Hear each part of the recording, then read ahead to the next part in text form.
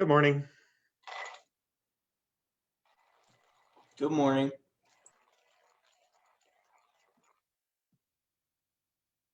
Morning, Diane.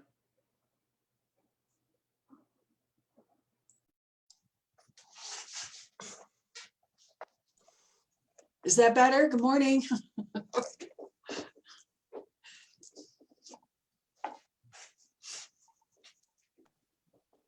Yes, in 2021, when finding your voice is a technical term. Yeah, exactly.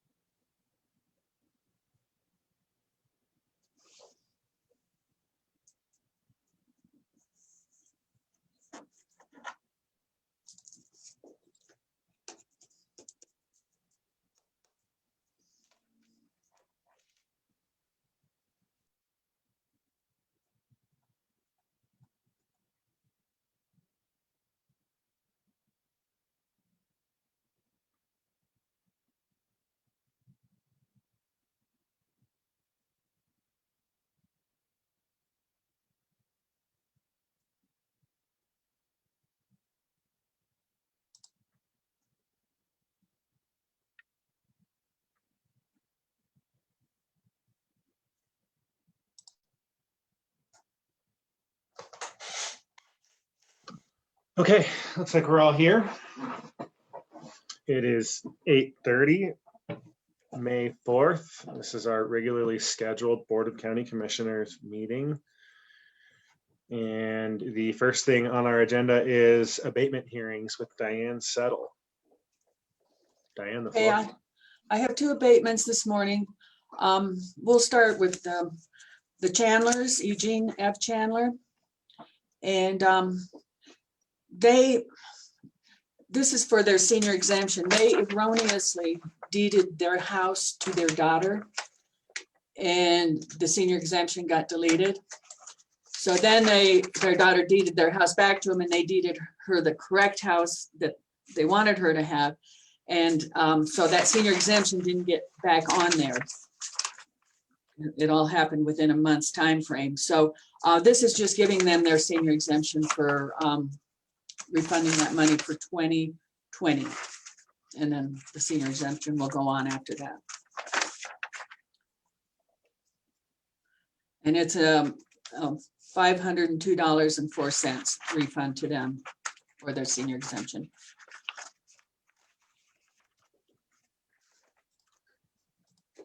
So, sorry, Diane, you said that the property was erroneously transferred? Yeah, they transferred. They're trying to deed their daughter a house here in Georgetown, but I don't know. They put the wrong legal on it, and it was their personal house in Empire. And at that point, when something transfers with the senior exemption, we remove the senior exemption. And so that was removed. And then when their daughter came back and deeded it back to them, we didn't put that, well, nobody would have realized it except probably me, but they didn't get their senior exemption back. And when they got their tax notice, they realized it. So is it your recommendation? My recommendation is to grant them that senior exemption for 2020. Okay, I'm curious, if one senior sells their house to another senior, I imagine they maintain or they get a senior exempt. No, actually you have to live there for a certain period of time. Yeah, you have to live there for 10 years. That's right. All right, I'm good with it. Okay, do I have a motion? Just looking for the right thing here.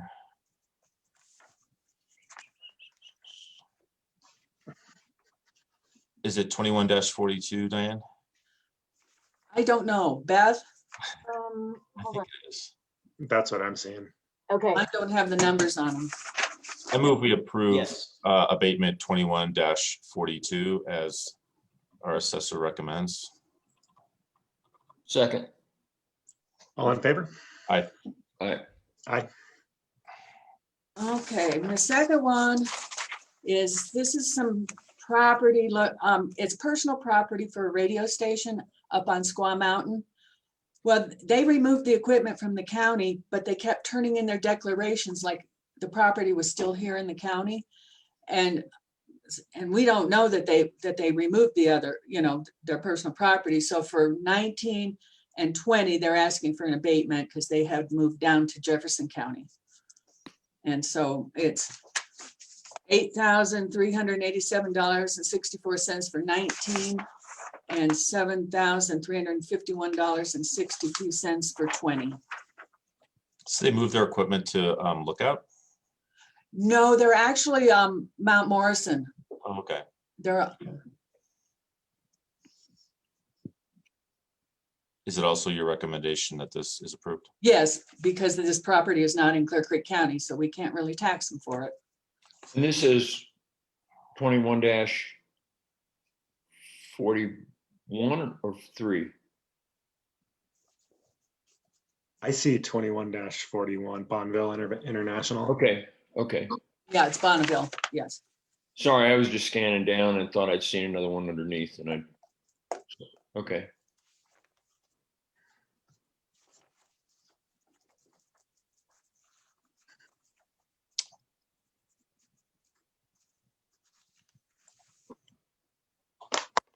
I don't have any questions. I'm good with this one. Me too. All right. Then I would move that we accept the assessor's recommendations for 21-41 as well. Second. All in favor? Aye. Aye. Thank you. Thank you, Diane. Is that just, yeah, it's just the two cases. Okay. Yeah, just the two today. No, then I got confused. Okay. We have ourselves about 13 minutes here. I wonder, I think we should probably move up commissioner/manager updates.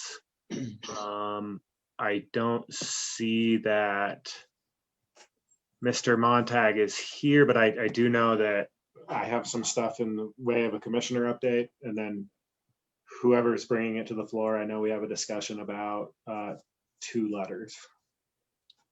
Right. Montag's still in our employment. He is contracting. He's observing, as far as I understand, on Facebook. He will be crossed over if needed. That being said, I do want you to be aware there were also 2 items, well, at least 1 item for executive session that the chair had mentioned last week, and he sent an email out on, so we may want to squeeze that in at some point as well. Would you prefer to do that now? Might be a good use of time. 22 minutes. Okay, well, I move the board into executive session for the following purposes. For the county attorney to meet with the Board of County Commissioners for the purposes of receiving direction related to the lease, transfer, or sale of any real, personal, or other property interest in property located at or near 240 Colorado Highway 103. And that's pursuant to 24-64024A. And then if there is time, pursuant to 24-64024B, conference with an attorney for the public body for the purpose of receiving legal advice on specific legal questions relating to potential litigation or the results of litigation. Second. All in favor? Aye. Aye. Aye. Do we have a link? Thank you. I'll send that now. Okay. No, that was a question. Sorry. No, you're Blurted. absolutely right. Sending it now. Okay, so the board will adjourn into executive session. No written minutes will be kept. No decisions will be made. This meeting will stay live and we'll return to this Zoom link and Facebook video to proceed with our meeting around 9 o'clock. See you then.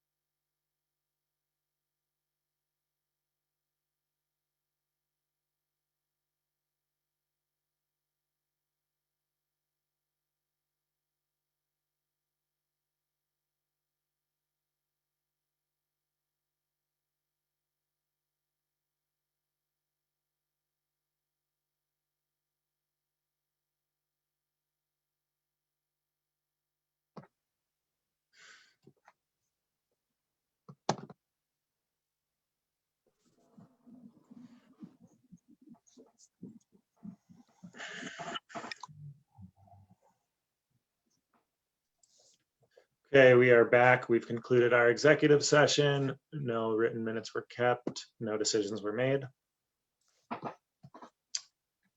Next thing on our agenda is public comment. We're going to hold off for just a moment until the whole board is here, and we'll get to that public comment.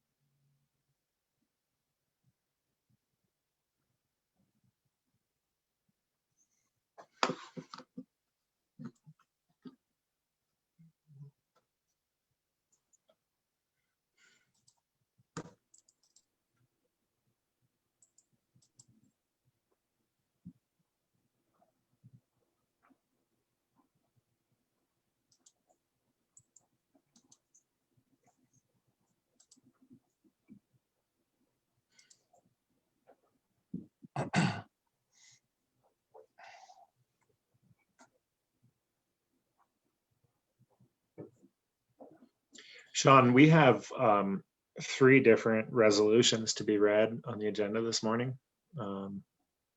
If you would like to read one, you are more than welcome to.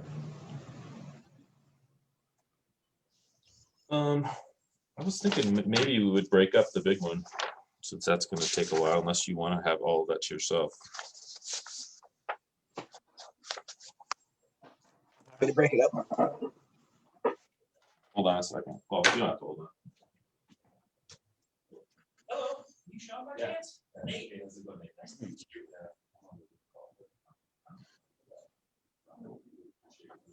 Beth, if you're in front of your computer, Sean might appreciate being muted.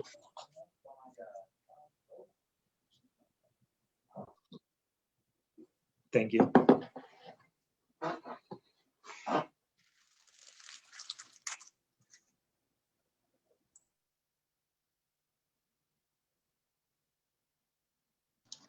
It's amazing how much power Beth has. She can control the world. Amazing. Ha ha ha. Very own Wizard of Oz.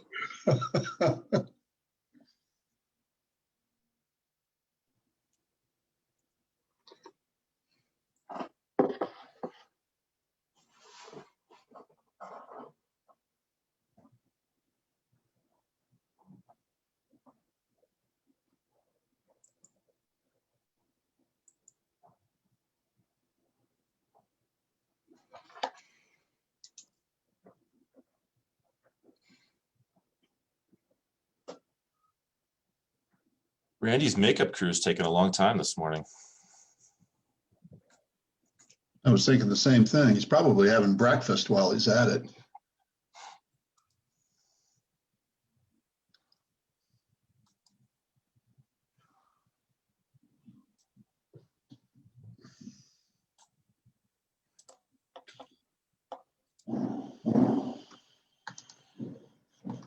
By the way, May the 4th be with you today. Yeah. May the 4th be with you today. Yes. I'm really glad I didn't get through the day without having that be announced. Thank you, Sean. Okay, so we are here for public comment, and we're running a little behind, but we'll get caught up here. So if you'd like to make a public comment, you can click participants, or sorry. Yeah, click participants, click raise hand, and we will bring you over and hear you out.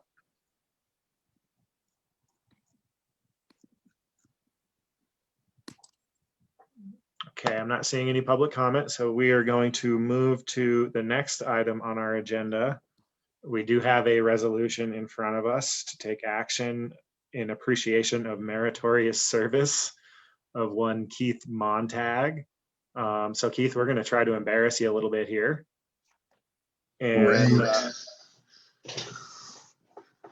Yeah, we invited your wife, but she said she'd spent enough time watching your proceedings in public meetings.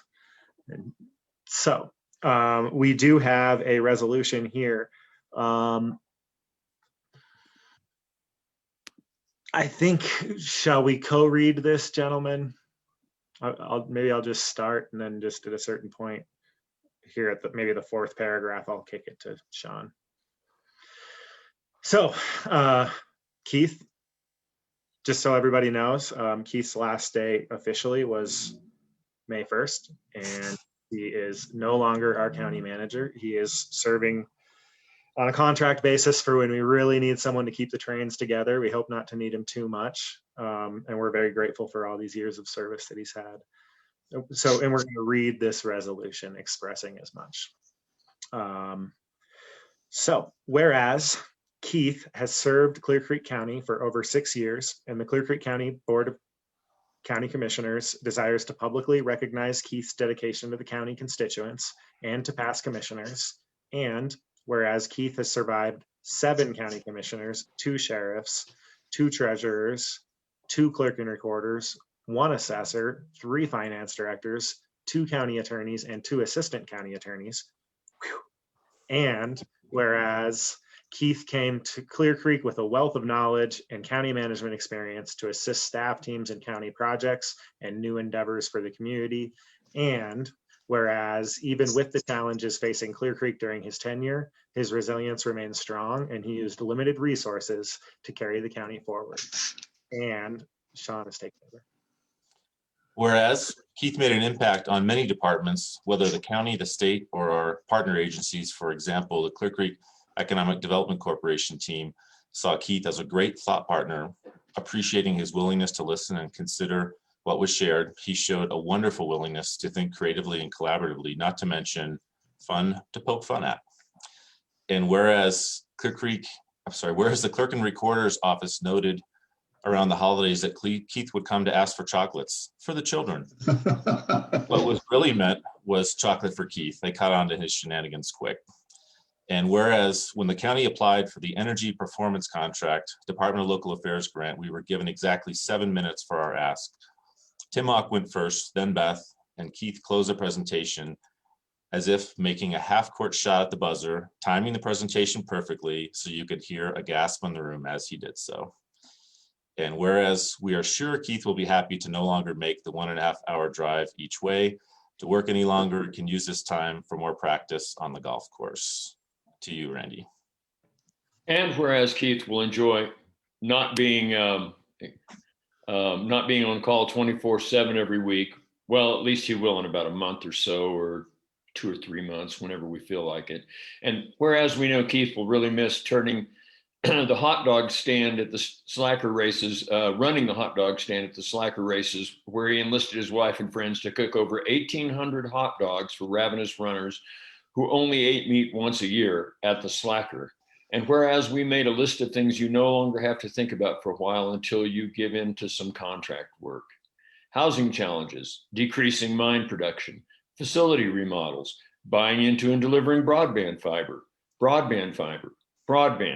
bringing broadband to Clear Creek County, painting a 100-foot telecom tower in your backyard, building a health clinic from the ground up, asking if something was budgeted, COVID-19 response and resources, departmental evaluation requests for proposals, county manager updates, continued Cdot projects, county manager updates, fire ban implementation and revisions, county manager updates, executive sessions about things you don't want to know, how to reduce budgets every year for 4 years, marijuana licenses, to have a Greenway authority or not, employee benefit proposals, water storage or water leasing, whether to install a catio, a 5th county reorganization, taking 1 more training class with CTSI, repair a bike path on the side of a cliff, quarterly or biannual updates with any agency in general. Whereas we thought of a couple of things you may want to do in your free time. Run for public office, start a special event and go through the permitting process, start a transit agency, write grants or develop fundraising proposals, lobby a mill levy or sales tax increase, attend and hang out for an entire commissioner council meeting just for fun, offer to perform jail inspections for county leaders, become a freelance land use planner handling challenging cases like finding of no significant impact 1041 or subdivision cases, offer to manage recreation for the U.S. Forest Service, read the entire history of the Family First program, write ballot language each summer. Just kidding. In all fairness, you can add this list to the list of things you no longer have to worry about. And whereas Keith is leaving us for a shorter drive, closer golf and tennis sites, and less thinking about the lists mentioned above, now therefore be it resolved that the Clear Creek County Board of Commissioners adopts this resolution of appreciation for meritorious service performed by Clear Creek Manager Keith Montag, and be it further resolved that the original copy of this resolution be presented to Keith, and that this resolution become a part of the permanent records of Clear Creek County, and be it even further resolved, you will truly be missed. Adopted this 4th day of May, 2021 at a regularly scheduled meeting of the Clear Creek County Board of Commissioners. Wow.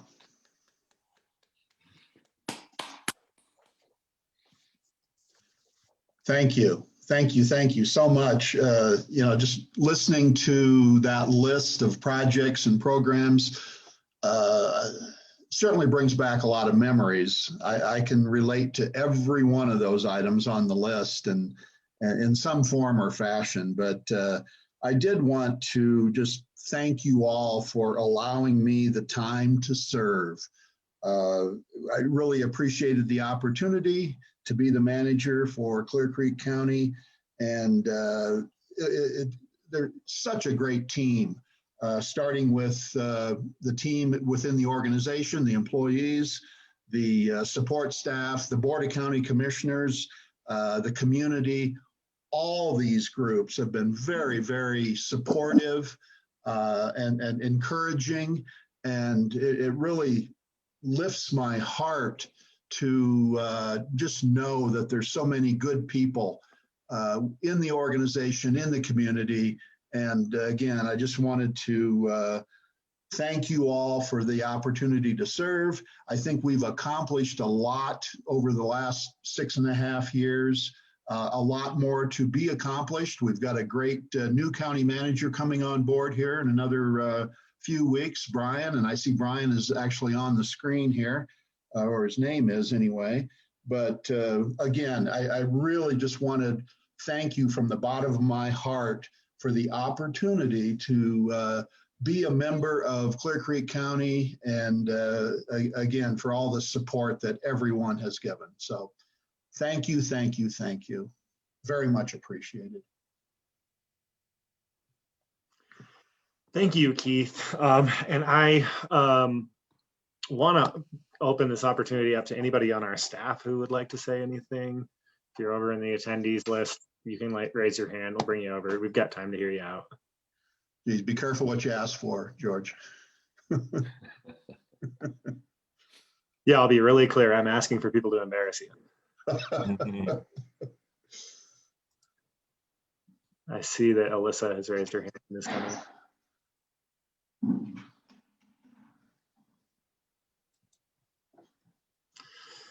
Alyssa, the floor is yours. Hi, Keith. I haven't been Hi, here for Alyssa. very long, but I just wanted to say thank you. You've been an amazing mentor in this past year. I came from a really sad situation and really hard situation with losing my job in Boulder. And so I just want to thank you for the opportunity. And it's been a pleasure to work with you. And I'm going to get your personal cell phone number because you're not going to get rid of me that easy. So thank you. Alyssa. Have Thank the best retirement ever. And I'm going to come visit you in Eagle. Okay, thank you. Rick, go ahead. Of course, Rick is not on our staff, but he's always free to speak in these meetings. I just want to, Bruce and I went down and did our little thing with Keith the other day. Appreciate all that he's done for, oh, it's broken. Yeah. A We gave little, him a little thing. Appreciate it's a Sheriff's Commendation Award.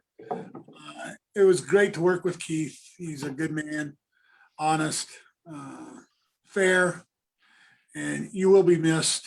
And thank you for all you've done for the sheriff's office while you were in there. Appreciate it. Thanks, Sheriff. As I told you and Bruce the other day, it was such a pleasure to build the rapport that I had, or I continue to have with the sheriff's office, and the support that the sheriff and his team had given me as county manager was just unprecedented. So I really appreciated that. And I feel as though that we've got a good professional relationship as well as a good friendship. So thank you, Bruce, or Rick. Thank you.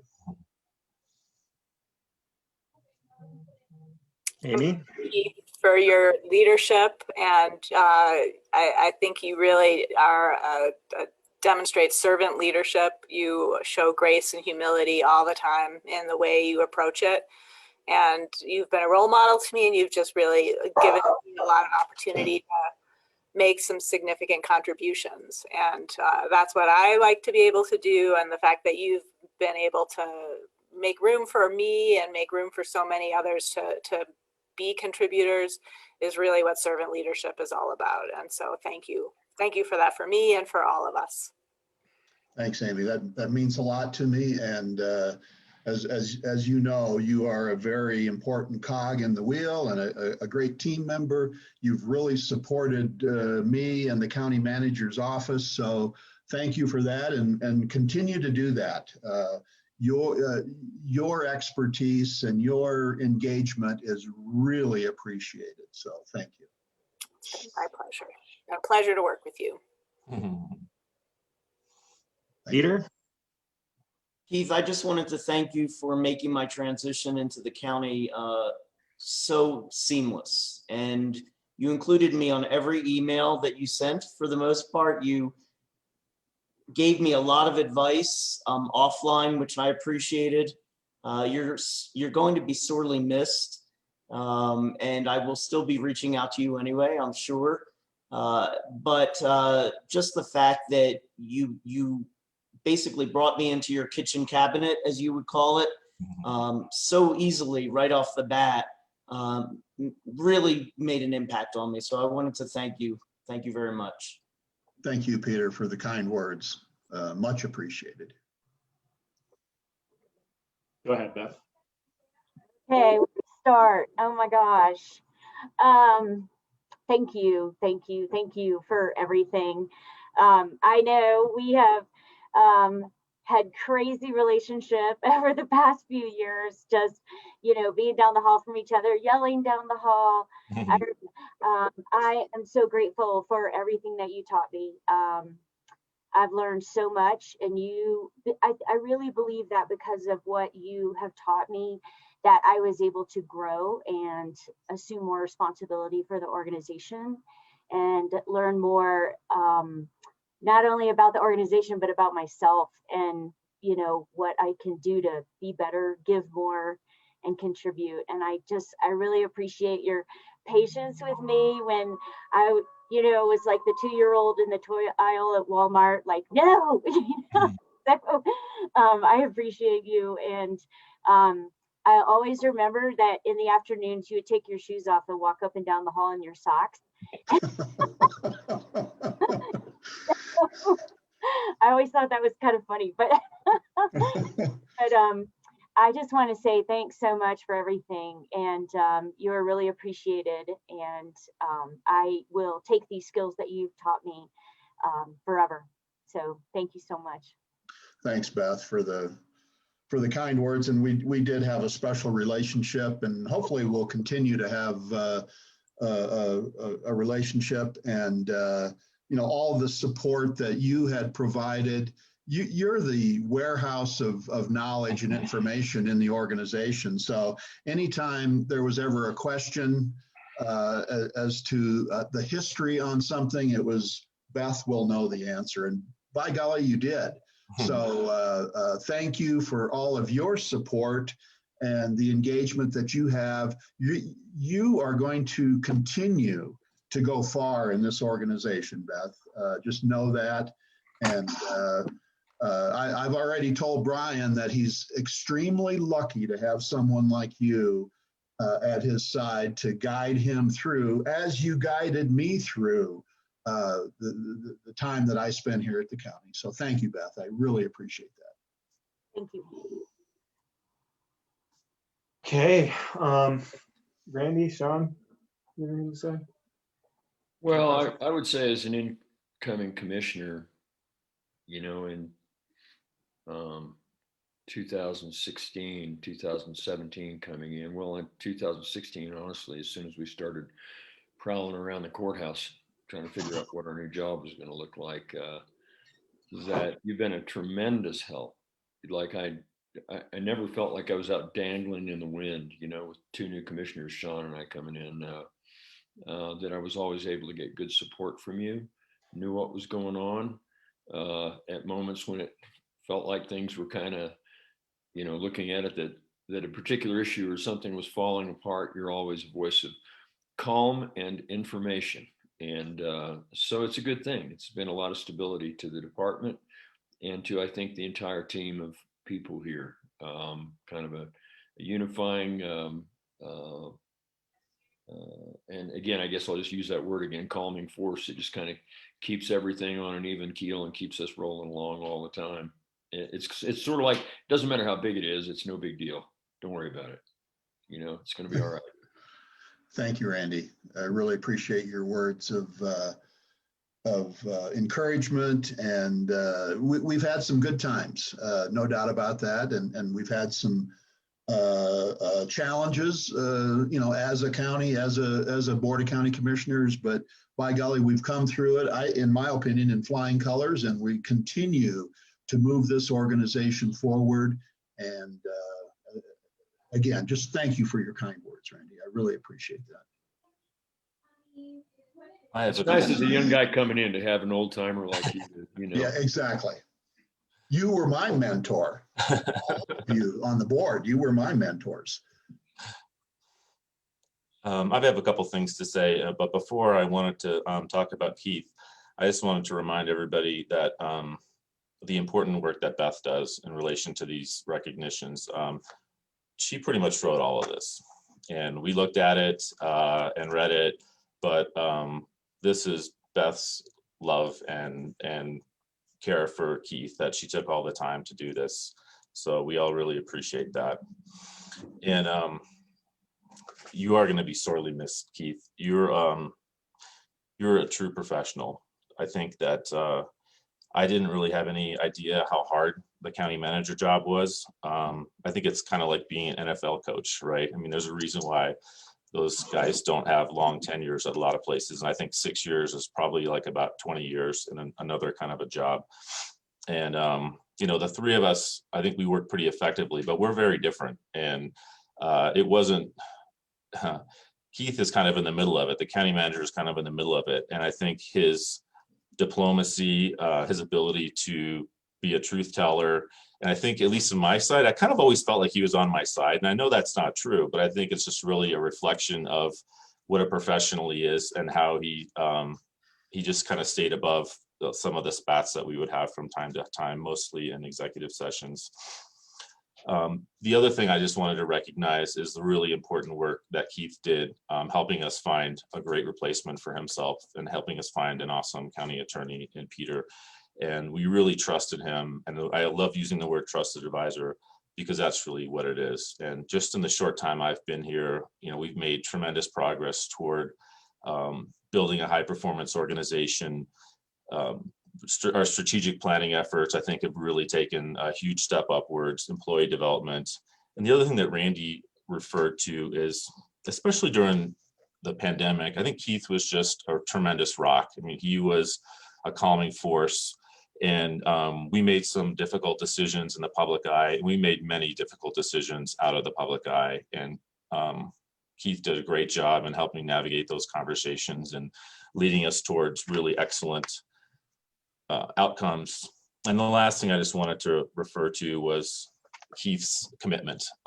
Keith wanted to retire before this. And I think if the pandemic hadn't happened and if it hadn't taken us a while to find a county attorney, he probably would have already knocked 3 or 4 shots off his golf handicap.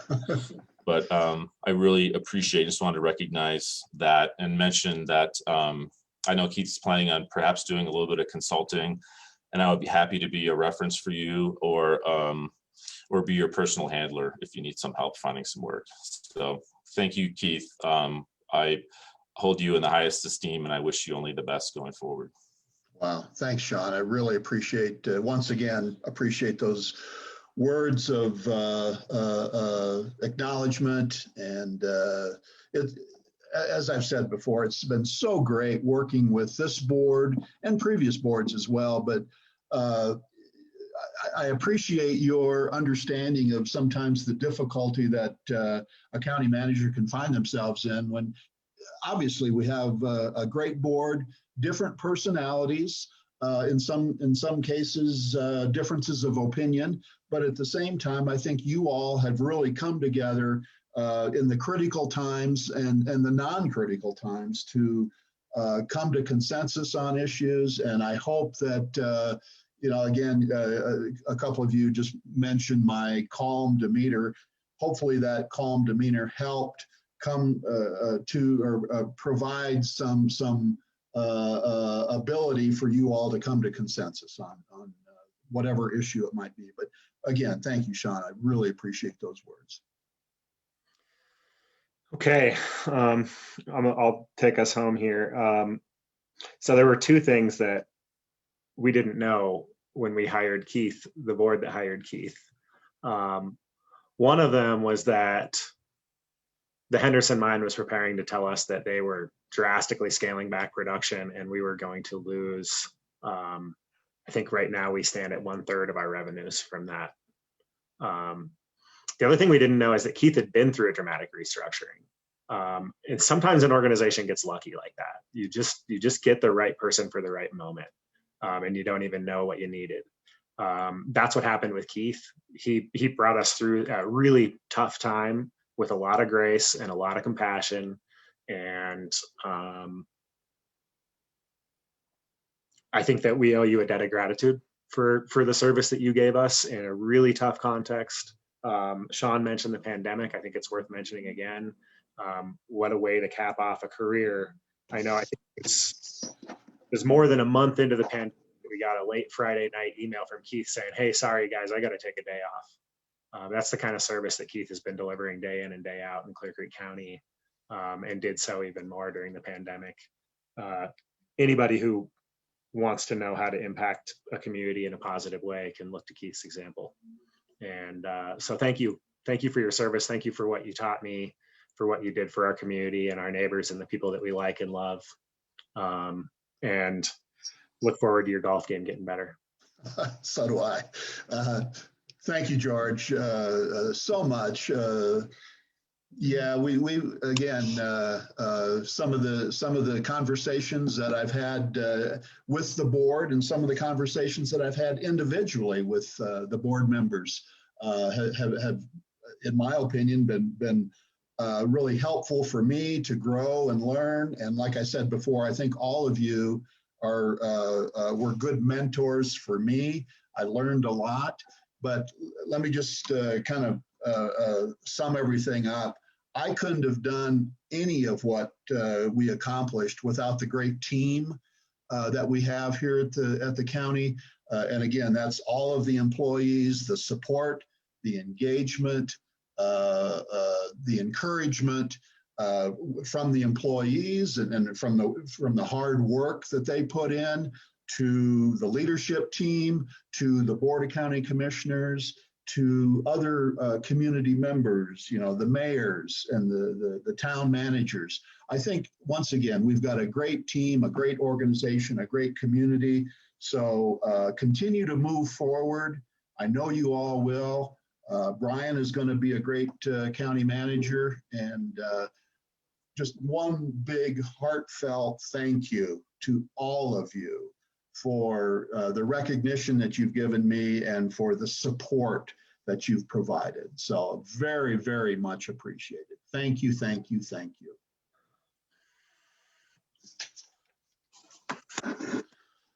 All right, Keith. Well, thank you very much, and we'll be in touch, of course. And we have some things to talk about right here. So, well, we have we decided to take a little bit of extra time to celebrate Keith here, so we're a little behind. I think it was worth it.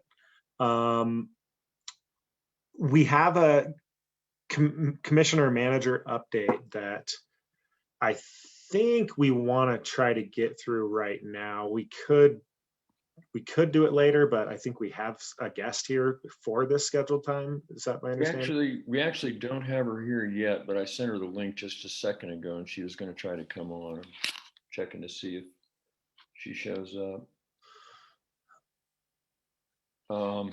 And we had a couple of different things I think to discuss. First of all, so commissioner update, we can do that if anyone has anything to report, maybe.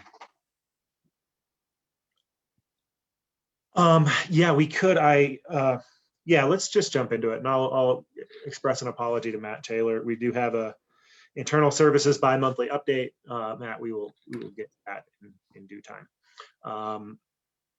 So while we're waiting for Becky, I think I have just a couple of quick things.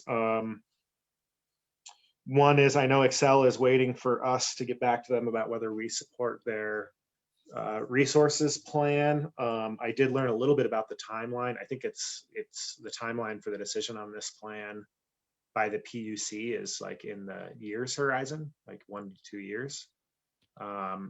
This is a big plan. It's a complicated plan. People are furiously analyzing it right now. I've been told that will take months, and I would like to know more about that plan before I take a position. Agreed.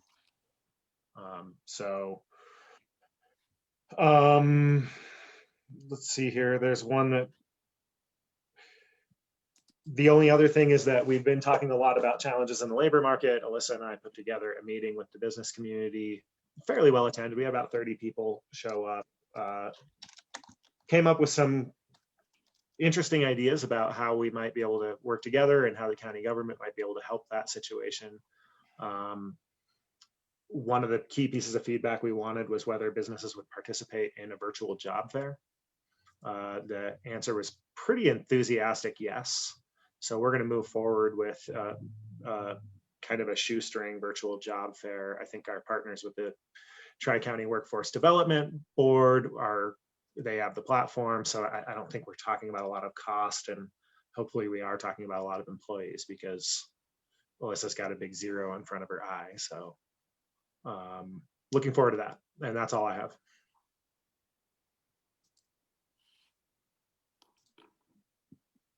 I had one really quick thing. Didn't the school district approve 4-day school in the following year, like next year and beyond? I'm wondering if maybe the county has some role in helping parents on the day where they used to be able to go to work and now they have to figure out what to do with their kids. And I'm sure the school district is working on that too, but that's something that is kind of in the front of my mind. And I think that's all I've got for today. I think that's a great question instead of an update, Sean, and that's something I've always thought of with of course everyone does with 4-day work week. That'd be a good thing to look forward to. I don't have a lot there's been a lot of stuff working on still, and it's the same old things. We'll talk about the transportation recreation stuff. We met this in a number of meetings this last week. I met with the U.S. Forest Service and Department of Natural Resources and OEDIT and ORIC, Outdoor Recreation and Outdoor Economic Development, International Trade, regarding planning and funding for recreation efforts for the county coming up and how that will go. And we'll have more meetings on that this coming week to figure out exactly how that's going to work. And that's where NOCO is potentially going to act as one of the regional partners, and then Clear Creek as part of NOCO would then become available to get funding. And the terms of, the strings attached to the funding are the things we're talking about there and getting worked out between us. And I think it's working out pretty well. That's on recreation. On the transportation side, one thing, a woman that's been working with us a lot at the CE and is has previous federal experience, Karen Headland, is being appointed one of 5 people to a major national transportation commission, and she's a strong advocate for the I-70 corridor. So that's a really great windfall of connection into a space which may be able to do us a lot of good with regard to I-70 funding, both things like Floyd Hill, as well as looking at some of our transit opportunities moving forward. So really good hit right there. She's been nominated, I should say. So, you know, I don't really have a whole lot else to say beyond that right now. Okay, thank you for that. Not seeing Rebecca Allman here, but I know that we have 2 letters on the table. Keith, happy to have you introduce them. We're still feeling, I don't know if this is a manager update item or if we just know we need to talk about it and so we will. Or... Yeah, I think one of the letters that I'm thinking of was something that Alyssa had brought forth, I think last week. I believe it had to do with the, Alyssa, I can't remember the name of the program now. It's the Recovery Roadmap Program through DOLA. It's our 2-year recovery program. And I believe we were looking to provide a letter of support to DOLA, if I recall correctly. And that yeah, so each jurisdiction on the team has to provide a letter basically saying that we're committed to participating.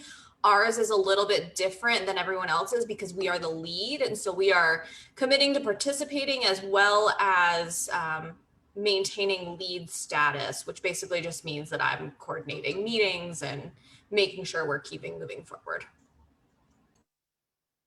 And I believe there was a deadline of May 10th that we needed to submit. So the application's due the 13th. It's 13th. My goal to have it turned in by the 10th. I'm moving that week, so I'm trying to get it in before then. And I don't, to me, this is the kind of letter that I don't really want to approve it verbatim because I don't want to bind staff to, like I want Alyssa to have opportunities to update it as needed. So my take is to just authorize the inclusion of the letter and, you know, no, you're sort of agnostic on the words that are in it, but just to certify the intent.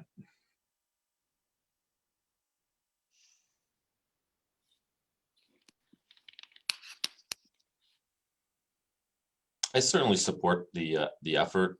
I guess I take a little bit of a different point. If my name is signed on something, I want to know what it is before that happens.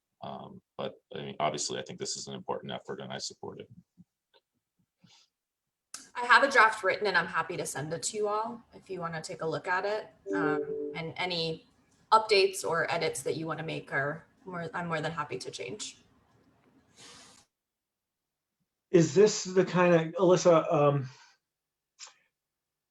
will you end up with like individual county commissioner signatures on this, or who signs this thing? I think it's really up to however we want to approach it. I think the chair can sign it, or we can have all 3. It's really personal preference. They really were not super specific. So just so you know, each jurisdiction is handling it a little bit differently. Some are having their elected sign it, and some are having their chief administrator or manager sign it. So it's really personal preference. I think it probably carries a little more weight if all 3 of us sign it, and I don't anticipate having any wordsmithing needs. I just, like I said, want to see it before my name goes on it. Sure. Yeah, and I totally agree, Sean. I think my preference would be to have all 3 of you sign it. Okay, so given that this is our last public meeting before Alyssa would like to get it in, what should we do? I read the draft. I'm fine with it as written. Do you want me to resend it to you? Okay. Randy, do you want me to send it to you? Sure. Yeah, I mean, I didn't see an action item on or I don't know if we need an action item, but if you send it to me, I'll read it over my lunch break for sure. We just need direction from the board. We don't need an action item. Okay. So then my silence in this case will be consent, but please resend it to me. Okay, so I think, do we have what we need there? Thank you very I think much, so. everyone. Yeah, thanks. I think that was everything that I had, George. Okay, we have this letter to Cdot that we need to discuss.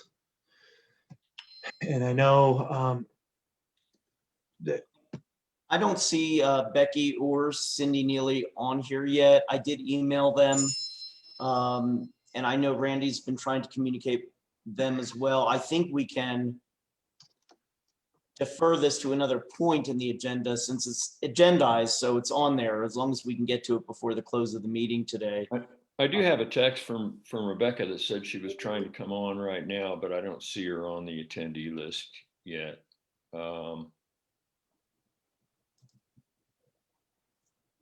Unless she's coming on under another name. I see a hand raised under Lauren Senior. go ahead and bring them over. That's her. She just heard my voice. Yeah. So if we could bring Lauren Senior over. Trying, it is giving me a hard time. It doesn't want to cross.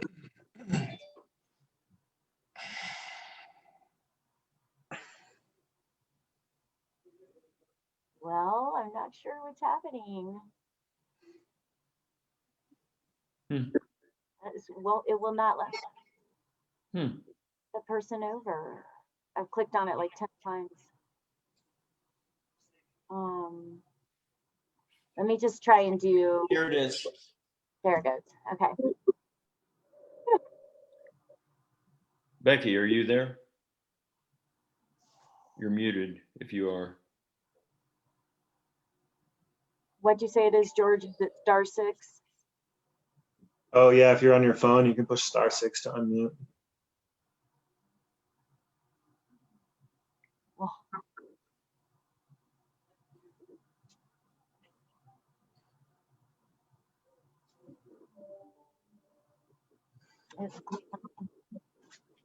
I'm not sure what that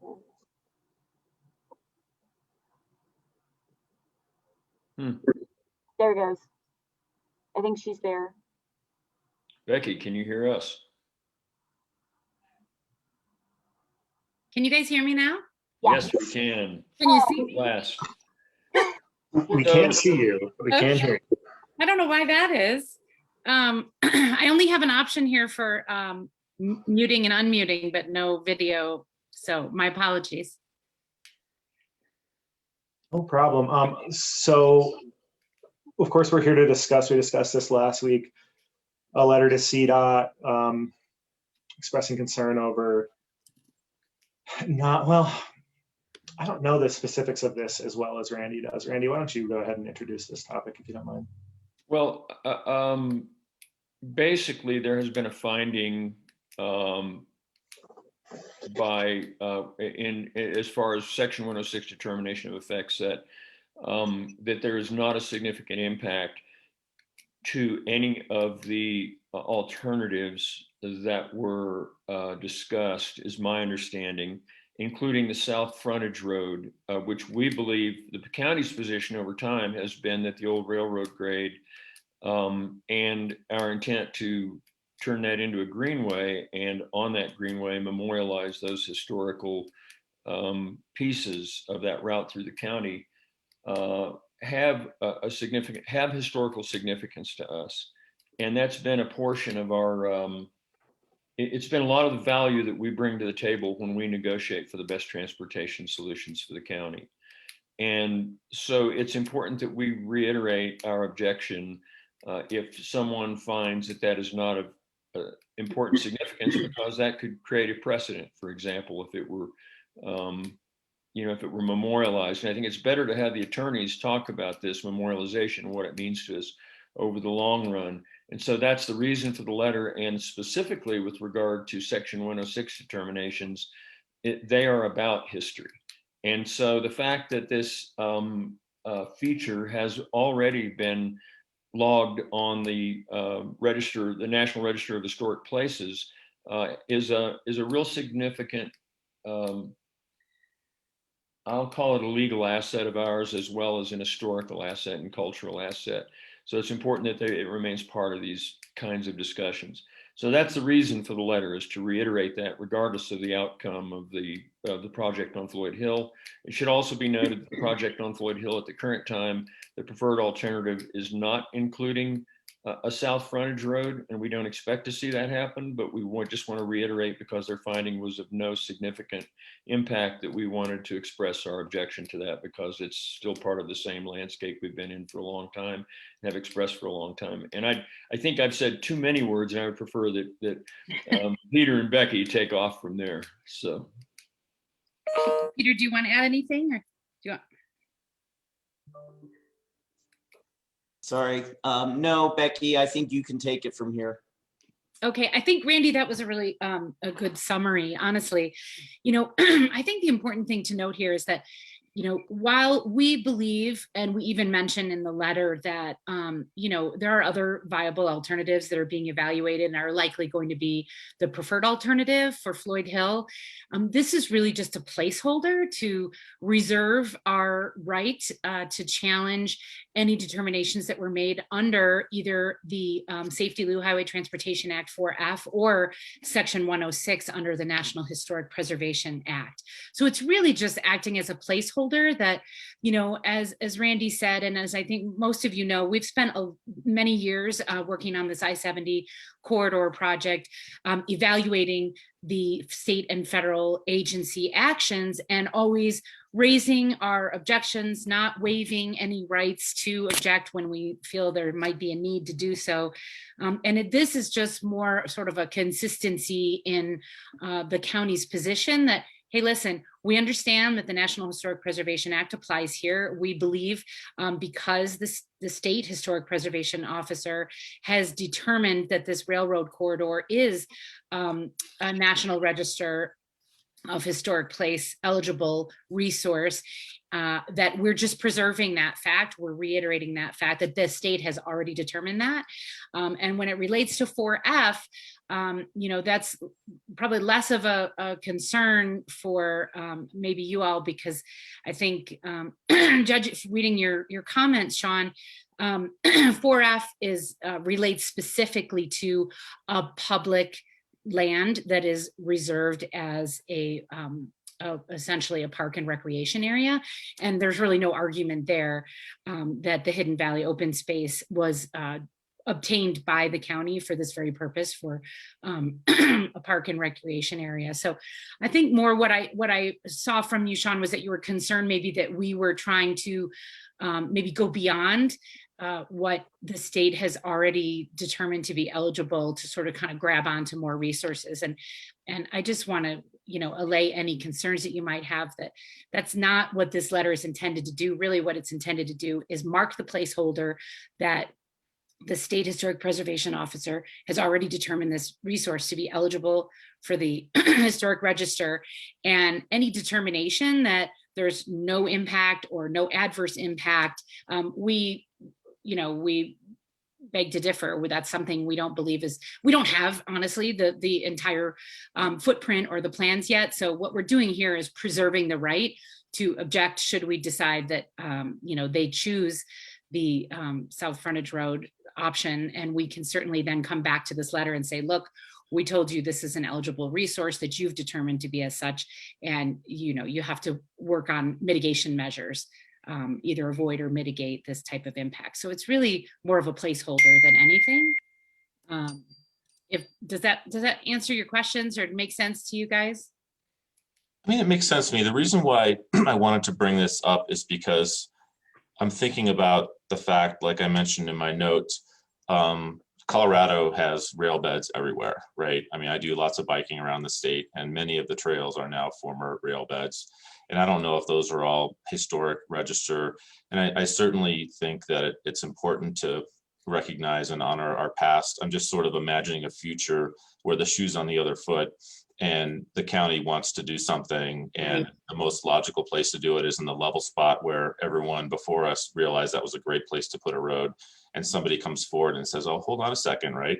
You can't do that. This is a special place, right? You have to run your road over this other way that's super expensive and complicated and has, eminent domain and all this other stuff. So reading the note, it just seemed it seemed like we were overdoing that point a little bit. I have no objection whatsoever to referencing the decision of the historical preservation person. It just seemed a little overdone. Yeah, and I should say that the reason this area, even though it is a bike trail, as you say, there are so many bike trails on old rail beds all across the state and the country, really.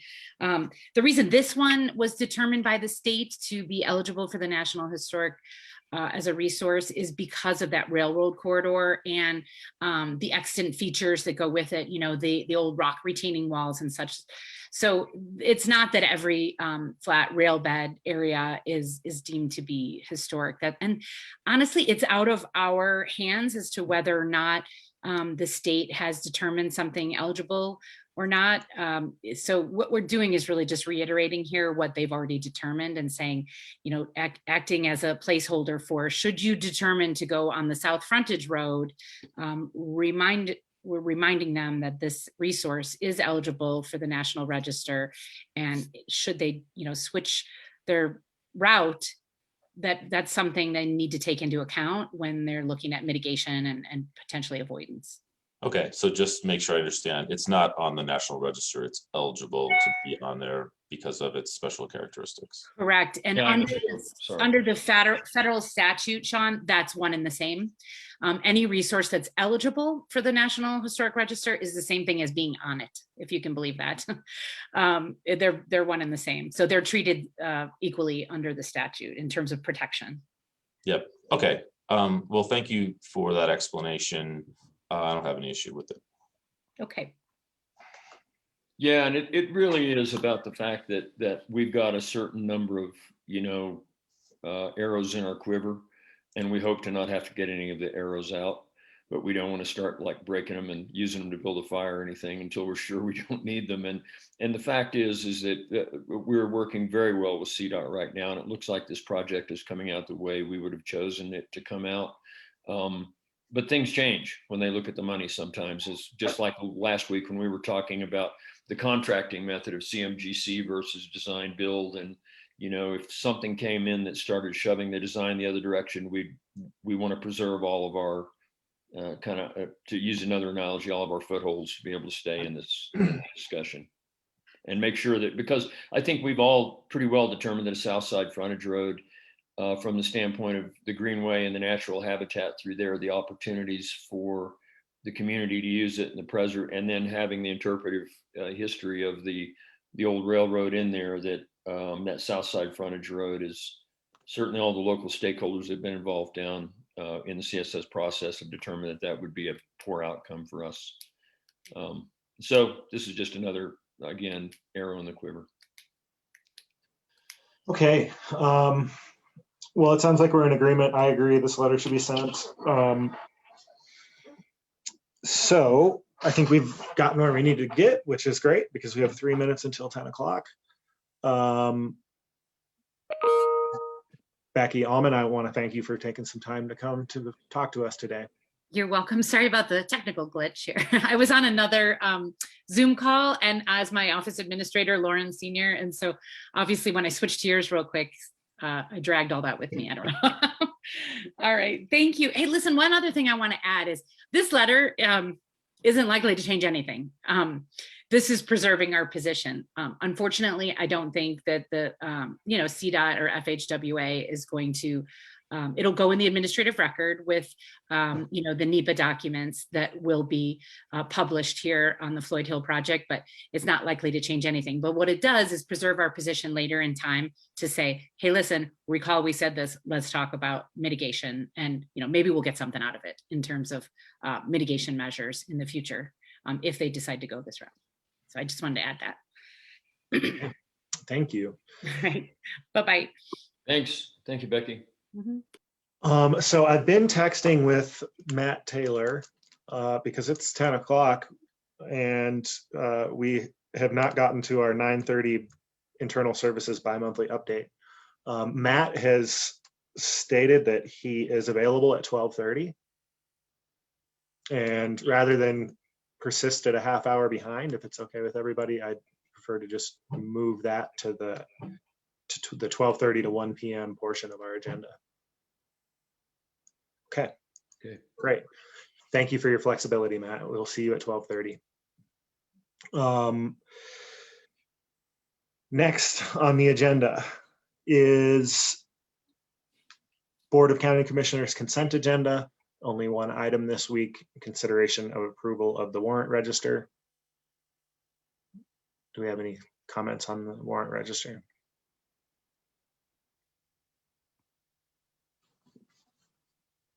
I was looking at the line items, and there's a pretty large payment to Steve Coffin's organization, and there was one in the previous register a week or two ago.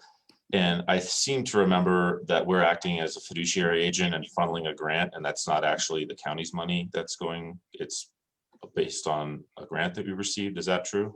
There are two different lines that he comes in on. One of them has been for his transportation consulting, and the other one is out of NOCO, and they both run about the same. The transportation consulting line item was a little larger in the last month or two because of a number of committee meetings that he's helped us with, and we actually had a discussion about that. And the most recent bill that hasn't even shown up yet came in at about half that amount. So it's a management issue. He really did put the time in, but yes, there are two different areas within which he works. He works on behalf of the work he does for NOCO comes out of the grant. And then the other one, the transportation funds, comes out of our own personal, comes out of our budget. He's budgeted. Okay. We work to keep that within budget, and that's why we did that. Was a pretty large one because there were a whole number of about 4 or 5 different subcommittee meetings, and then preparing for a CE meeting. And you're satisfied, Randy, that we're getting good value out of that money we're spending? I am, but we also had the discussion about holding the line and cutting the numbers back down and and so we're working within staff to try to make sure that we're minimizing his hours also going forward, because it was a big month. There was a lot going on. Yeah, okay, I'm satisfied, thanks. Okay. I don't have any questions about anything else on the warrant register.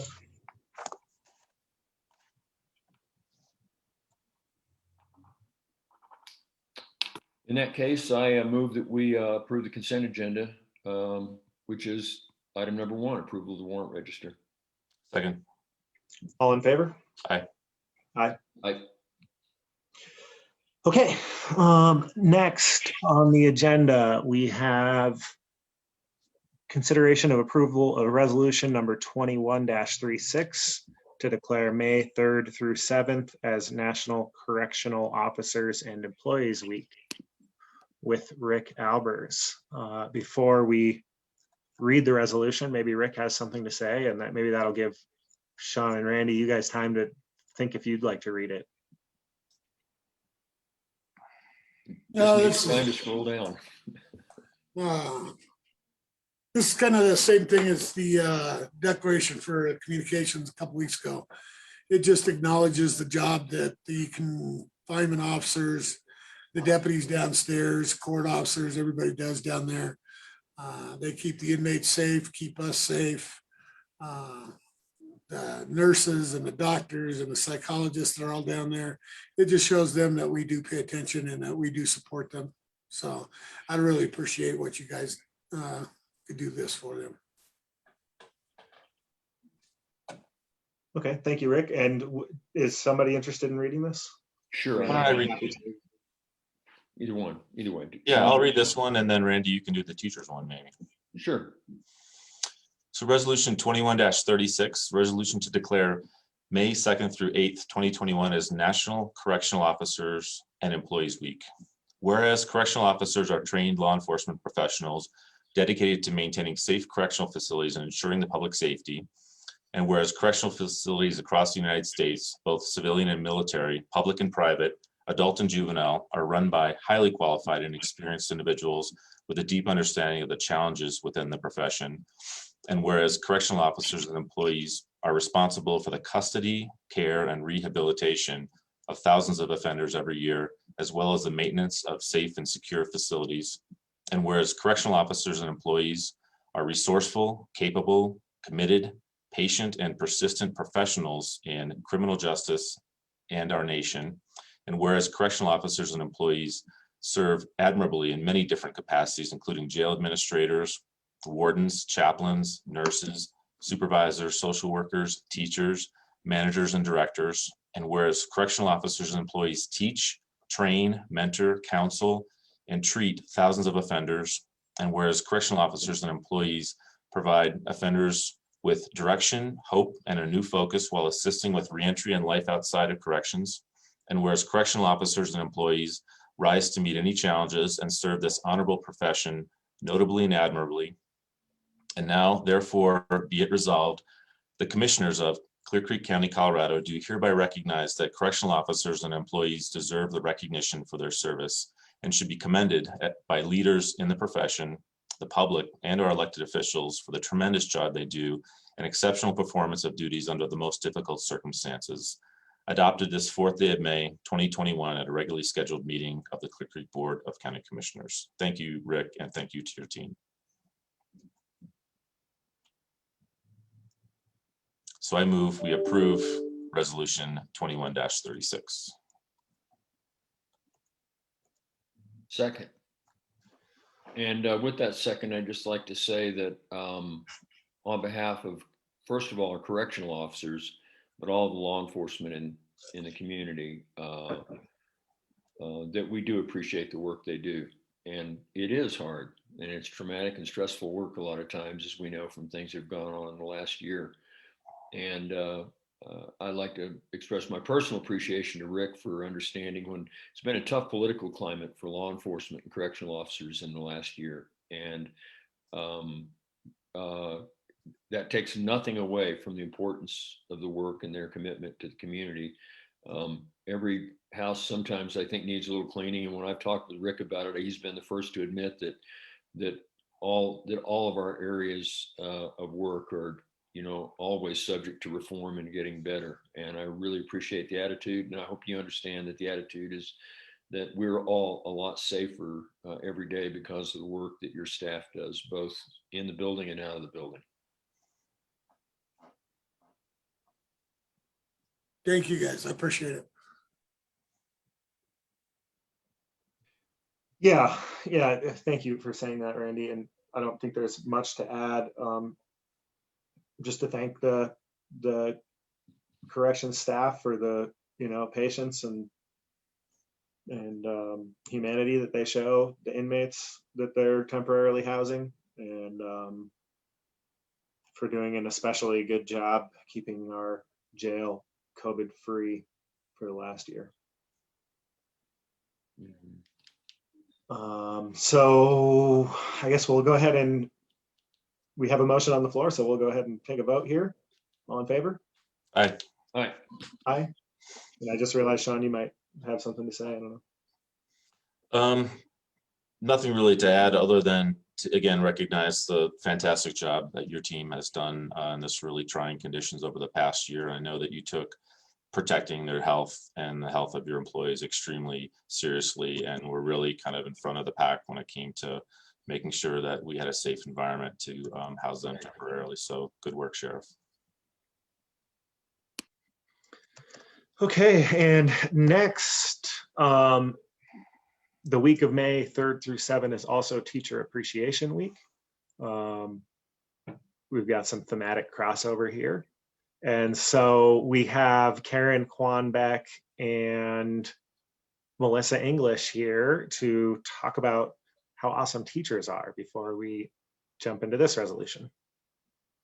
Yay, thank you. I'll start, then I'll toss it to Melissa. And I don't know if Lorraine Swartz is also joining us today or not. Okay, awesome. She might be in the waiting room. I was giggling a little bit at the crossover as I was thinking about the correctional facility in schools, but I don't think that's what you meant. I think you were more along the lines of appreciating educators. And hey, Lorraine, what I do want to call out is that in Clear Creek, we really refer to everyone as educators, custodians, drivers, secretaries, food services, classroom teachers, counselors, principals. Everyone has such a positive impact on kids and everyone makes a difference. So it's a really important week. And we're grateful for our community for everything they do for our educators. And with that, I'll toss it to Melissa and Lorraine, because this is really about our folks who are sitting in schools like they are, going down to them. I think as a representative, we just want to say thank you for acknowledging the work that we do. And we want to thank the community because we do get an amazing amount of support out of our community here in this district. And so we also wanted to make sure to thank you for supporting us.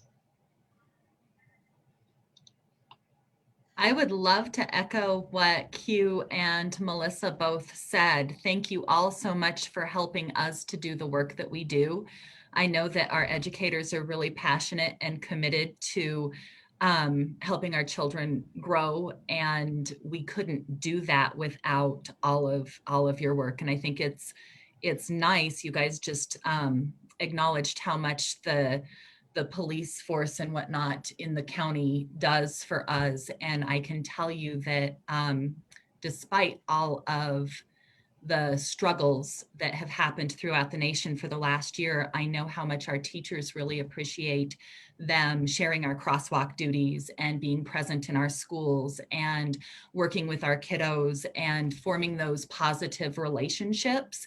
That is all part of us forming that positive community relationship. So thank you so much for your recognition, and right back at you. Okay, thank you. And I know we have a resolution to read here, and I think we arranged it that Randy, you would read it. Yeah, I think I'll read this one. I'd like to say first that I had the privilege of getting to sit on the school board some years back for a short period of time. And one of my primary reasons for doing it was watching teachers. And at the course, I think around that time, I still had, my kids were just coming out of the local school system, but they had been through it, and more and more learning how important teachers were to us was really important to me. And the thing that struck me is people, you end up where you are in life doing different things, sometimes haphazardly, but in large part, teachers end up where they are because they choose to teach our kids, because they choose to educate them and go that route. And that's the very fact that they make that choice to do it is a really big deal for us to always remember, when we're looking at schools and looking at how they perform and what they're working with, is all these people show up and really contribute to a really important job and career, which is nurturing our kids academically, emotionally, intellectually. And I'm just so glad you're there. And so anyway, resolution 21-44. Resolution to proclaim the week of May 3rd to 7th, 2021 as Teacher Appreciation Week in Clear Creek County, Colorado. Whereas Clear Creek School District RE1 employs over 55 licensed teachers and 60 support staff who are currently serving 715 students in 5 schools throughout the community. And whereas teachers work hard in schools throughout the nation every day to provide a safe, high quality, and stable learning environment for children. And whereas the education teachers provide has the power to strengthen our economy and our society as a whole by growing students who graduate prepared to become successful members of society and the workplace. And whereas teachers are being asked to do more than ever and are continuing to deliver important high quality education from a distance.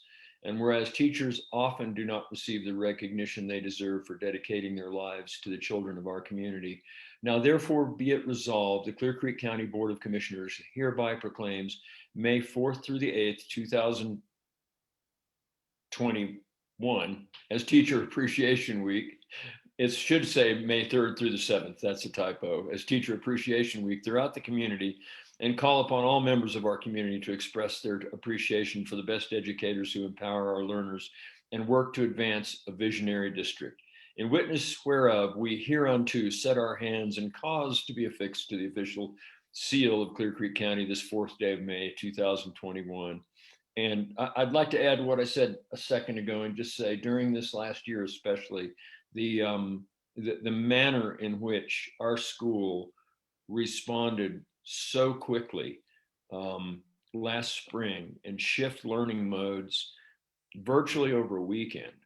And there were very large, sophisticated districts all over the place that had a much, much harder time. And I know some of that was their size, in some cases. But the other one was that we had such a committed staff that was so well prepared and so dedicated to, within days, go from our traditional learning environment into educating kids at home. The whole thing was set up immediately. And I was, really stunned by the whole thing. I would just really quickly add to that. I know that the school district really tried hard to take some pressure off the parents, and by remaining open and as much as it was safe to do so. And I think that that's really truly to be commended. And we're seeing that there's a lot of undesired effects of this new model, and I'm happy that we were able to move past it as quickly as we were. And the last thing I just want to call attention to at the end of the proclamation, alluding to the concept of being a visionary school district. And I really believe that we've made tremendous progress along those lines. And I appreciate the vocational training that the kids have an opportunity to, being able to take advantage of the beautiful outdoors that we have and teach kids to love the outdoors and to be self-sufficient and gain self-confidence, understanding how to be capable in the outdoors. And just would encourage you guys to keep up the good work. Yep. Okay, so this one is kind of personal for me. My mother's a teacher. So I have a little bit of a bird's eye view on the dedication that our great teachers have to the community. It involves many more hours than are paid.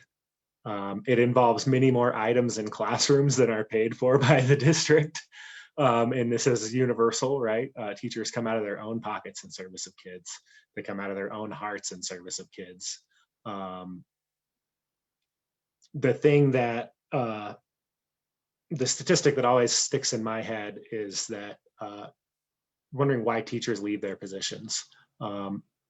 More often, teachers leave their positions not due to the substandard pay that they receive for the skills that they've developed and the work that they do. It's often a lack of respect from the community, an inappropriate amount of pressure for the outcomes of kids on teachers. When a community raises a kid and a teacher is just a piece of that community, an excellent piece of that community. And so I'm really happy that we do this every year. That in Clear Creek County, that's not the case. In Clear Creek County, we honor our teachers. We've got members of the community that are taking time out of their day to come here and honor these folks. I want to honor these folks. And so just thank you, Melissa. I'm speaking to you because you're the teacher in the room. Thank you for everything you have done, did today, will do tonight when we're all trying to enjoy our personal lives, and will continue to do in the future.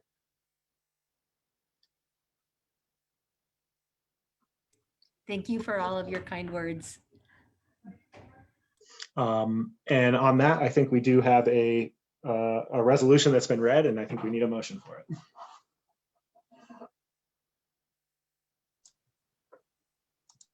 So I move that we approve resolution 21-44, resolution proclaiming the week of May 3rd through 7th, 2021 as Teacher Appreciation Week in Clear Creek County, Colorado.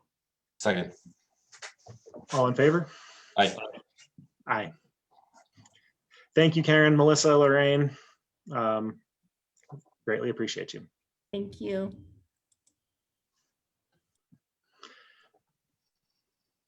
And next on the agenda, as we shift gears, we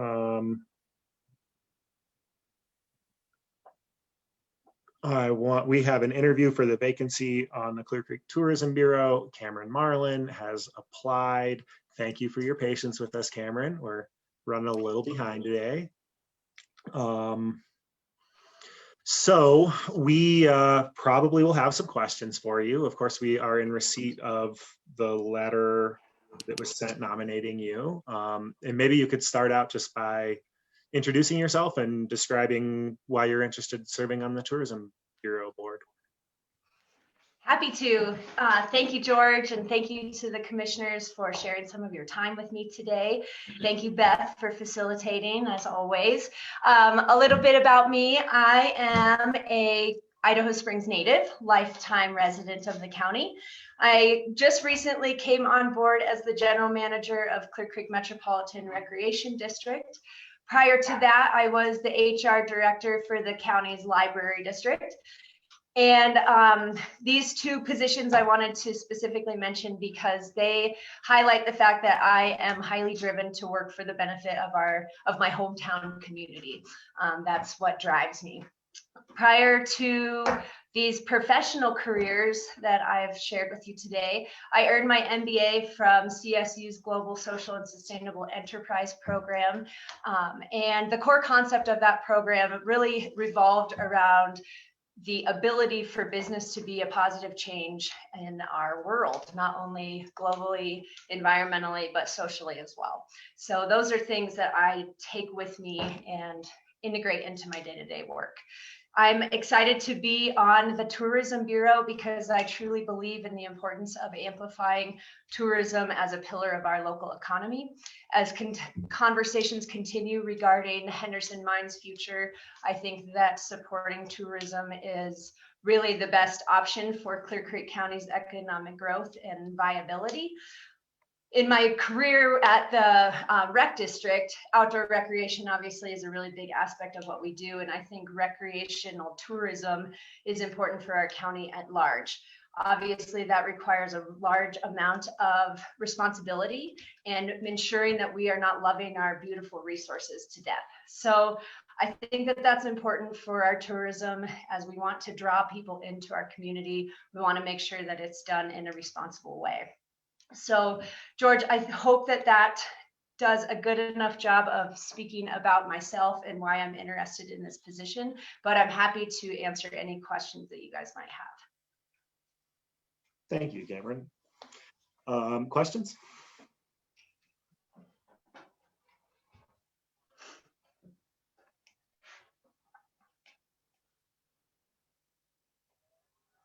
Awesome.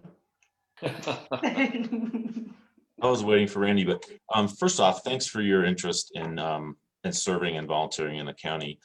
I guess looking at your background, I'm kind of surprised that you're not maybe even more interested in something like the Clear Creek Economic Development Corporation with your MBA background. What was it specifically related to marketing the county that drew you more to this opportunity rather than something that seems like it might even be more up your alley? That's a really good question. Well, if I could do all the things, I would do all the things. But I think that the marketing aspect of it is an important learning opportunity for me at the rec district. Effective marketing of our programming is pretty critical for our future viability. So that's a big one. We recently created a director of marketing and special events position at the rec district. And so I think that learning from the work of Cass and the other board members on CCTV can really help to provide some extra value that I can bring back to CCMRD. Yeah, we'll go with that.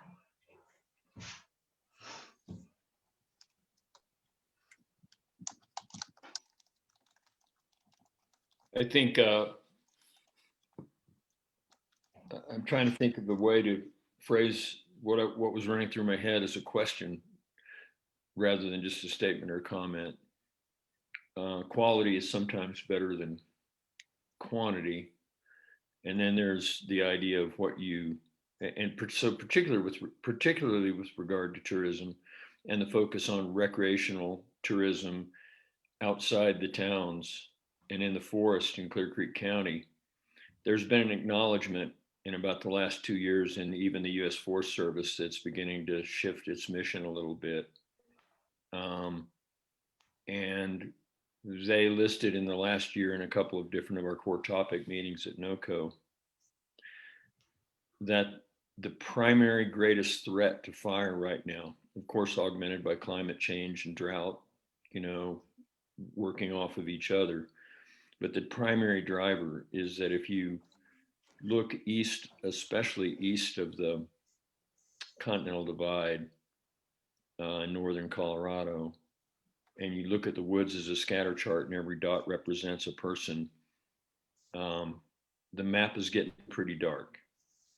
And it's darker than they can tolerate and maintain both safety and quality of environment. And so the whole discussion of sustainable growth to recreational tourism, meaning visitation into the woods in an area that may have already hit that saturation point, is going to be the challenge.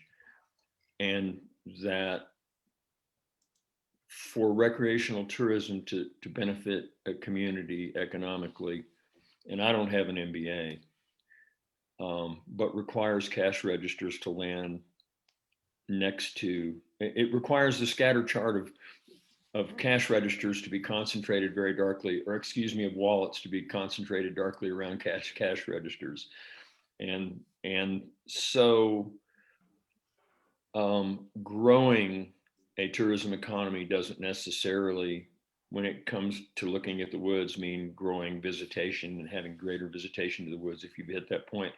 And I just wanted to say that with regard to the challenge in moving forward as to how to create the quality of tourism, the economic quality of tourism, and the social quality of tourism to the community without further burdening the impacts that are already happening in many places. And there's a lot of strategies involved in that. But so I just wanted to throw that out there, that's the great challenge, how to continue to grow that economy without growing the impact.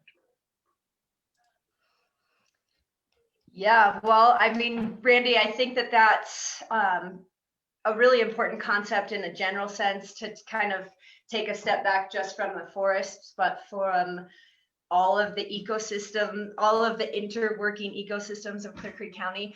And so I think that that's an important piece for tourism, is to have your finger on the pulse in terms of where is it too saturated and where is there an opportunity for directing more people, and whether that be, the downtown historic district of Idaho Springs versus 6th Street in Georgetown. It's important to balance those resources and make sure that you're directing people where it's more responsible and logical, sustainable, viable for the county at large.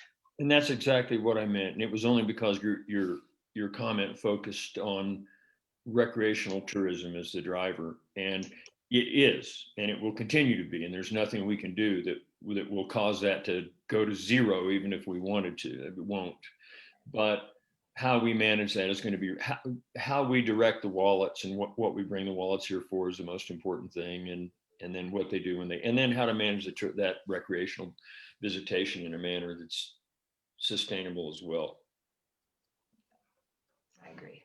One thing I want to, and no small task, to note, I mean, I think this is an interesting conversation, and it maybe points to the fact that the Tourism Bureau might need to readdress their mission and purpose, because if you read them now on their website, it's all about more.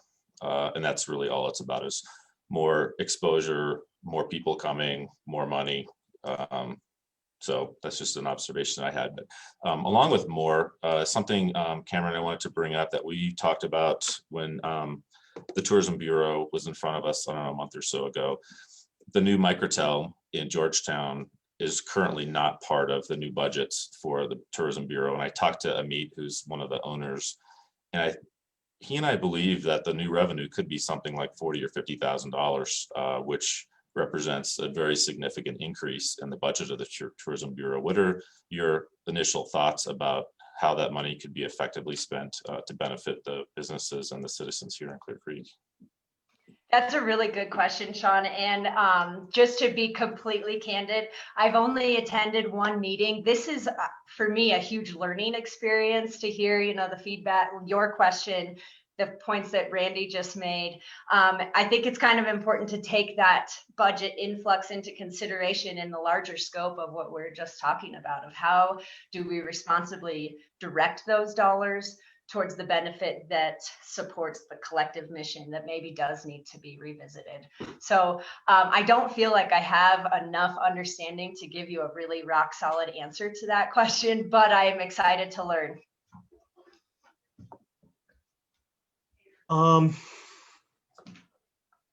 So, like I say, I know you fairly well. And I want everybody to know that I did not recruit Cameron for this. But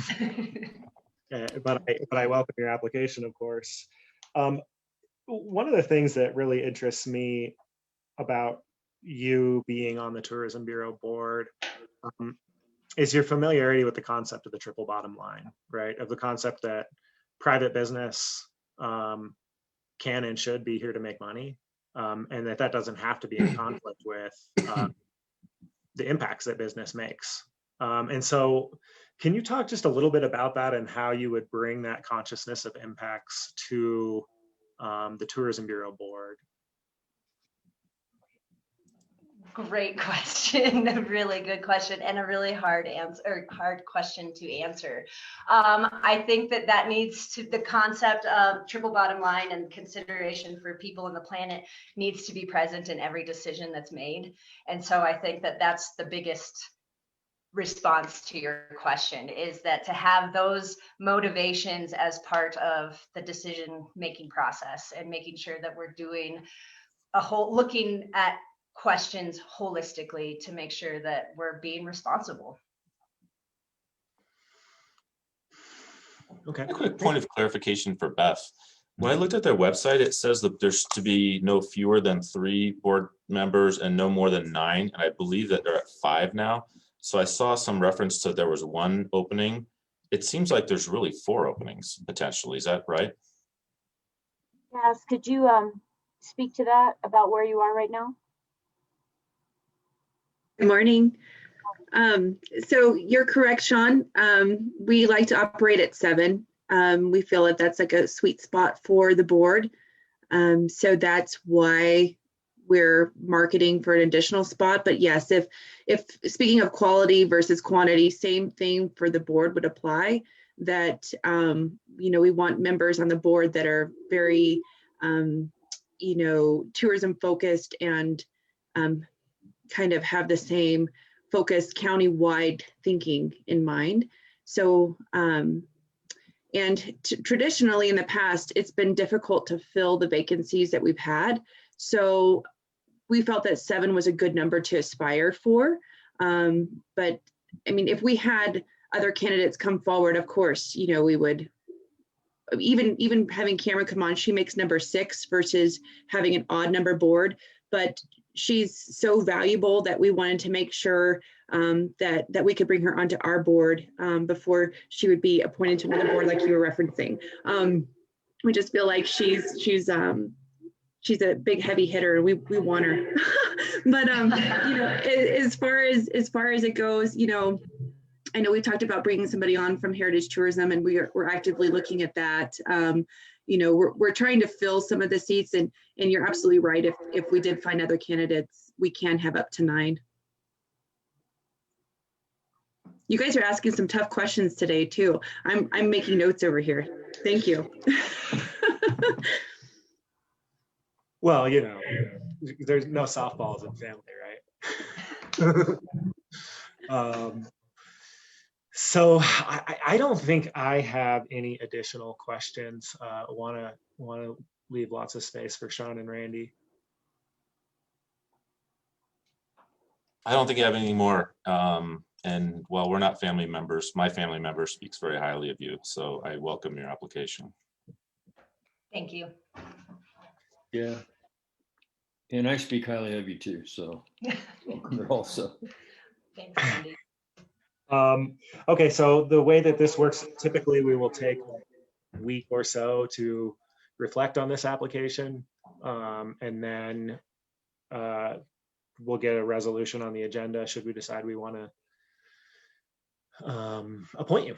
And we'll be in touch over the time period of probably a couple weeks. Cool. Sounds good. Thank you for all the kind words. Thank you for coming and helping us think hard about tourism and its place.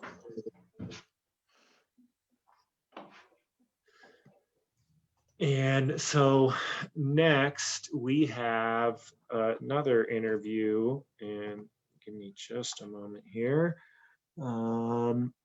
Interview for the vacancy on the FreeTAC Board of Directors with Alec Giror. I shouldn't have tried. That's a good attempt there, George. Yeah, Gerard. All right. Yeah. Thank you for joining us, Alec. If we could just start it off with having you introduce yourself and describe your interest in being on the FreeTAC board, and we'll have some questions for you. Okay, perfect. So my name's Alec, I'm one of the captains for Clear Creek EMS. My background is about 7.5 years in EMS. A lot of that time was spent in the metro area here and at Denver Health. I've been with Clear Creek for a little over 2 years now. I've been in the captain's position for about a year, a little over, probably heading to 1.5 years now. Through that time, I've sat on the free TAC meetings and as a representative of Clear Creek EMS, not on the board, but as just a representative in all the committees that they have. My interest for the free TAC and being on the board is one, a lot of the things that the board votes on and such through which the committees create. So one of the big ones is like the MCI committees currently coming out with new guidelines for MCI rollouts between all of the different counties and how we're going to manage MCIs that may happen in either of the counties that are part of the free TAC. And the board has kind of final say of, is this good for what we want for the free TAC? And Alex, remind everybody what MCI stands for, please. Oh, sorry, mass casualty incident. So you have to remind me sometimes. I know there's too many acronyms in this world, and especially when you get into first responder stuff. So there's things there, and the other big thing that the board has control over is different projects and also grant funding and money. And one of the things that I'll be bringing to Linda and we'll be trying to work with the free TAC with is an Aed replacement program. So it's one of the things that I'll be doing with the county right now is I'm trying to replace all our aging AEDs in the county. And when that gets presented with to the board will have final say of the free TAC will have involvement on that. We'll have be able to maybe hopefully fund a little bit of that project to get these AEDs replaced. So my interest is with the free TAC is just from across the board of disaster relief to injury prevention to also to the clinical care stuff that they do, which is kind of the medicine side of things where get to vote in just interesting topics and being able to have that voice for Clear Creek County since we have that vacancy on that board. It is a high interest of mine. Questions? I know there's a lot kind of rambling. No worries, thank you. Yeah. You seem pretty humble for somebody who came from Denver Health. Brian reminds me of that all the time. In all seriousness, I really appreciate your interest, and I'm pretty aware of what RETAC does and what Free TAC does, and it is something that's really important for us to have our full representation, and we've been down a board seat ever since I've been a member of the county commission, and I'm really grateful that you decided that you wanted to throw your hat in the ring, and I think that those are all good reasons for wanting to serve. Have you sort of, and tell me about what your experiences of RETAC, just kind of based on being a observer for the last 6 months, and how you feel like you could complement what Brian's doing and what Tom Candlin is doing so far. Yeah, that's a great question. So the free TAC so far has been, I mean, it's been a blast to kind of be a part of and just to be on those committees. I think some of the big things that I can help add to being on part of the board, now trying to fill Tom's shoes, that's some big shoes to fill. But by being a regular participant with the board, I can help with really trying to be a voice in the sense of helping Clear Creek have a stronger voice. I know Tom, there's been talk of Tom possibly heading up the state board, and I don't know how long he'll be part of the free TAC for.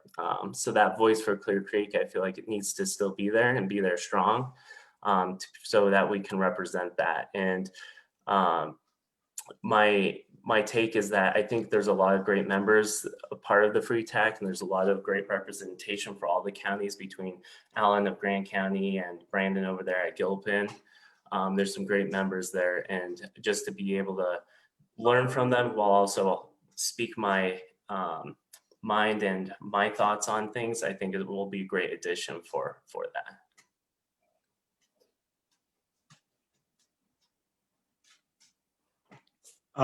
Alec, I love paramedics. Why did you become a paramedic? That's a great question, George. I kind of I stumbled upon this career, to be honest. Initially, I wanted to become a nurse, which is you probably don't hear a lot of paramedics say. I went to Red Rocks Community College to do the EMT program over there. The director for that EMT program is a huge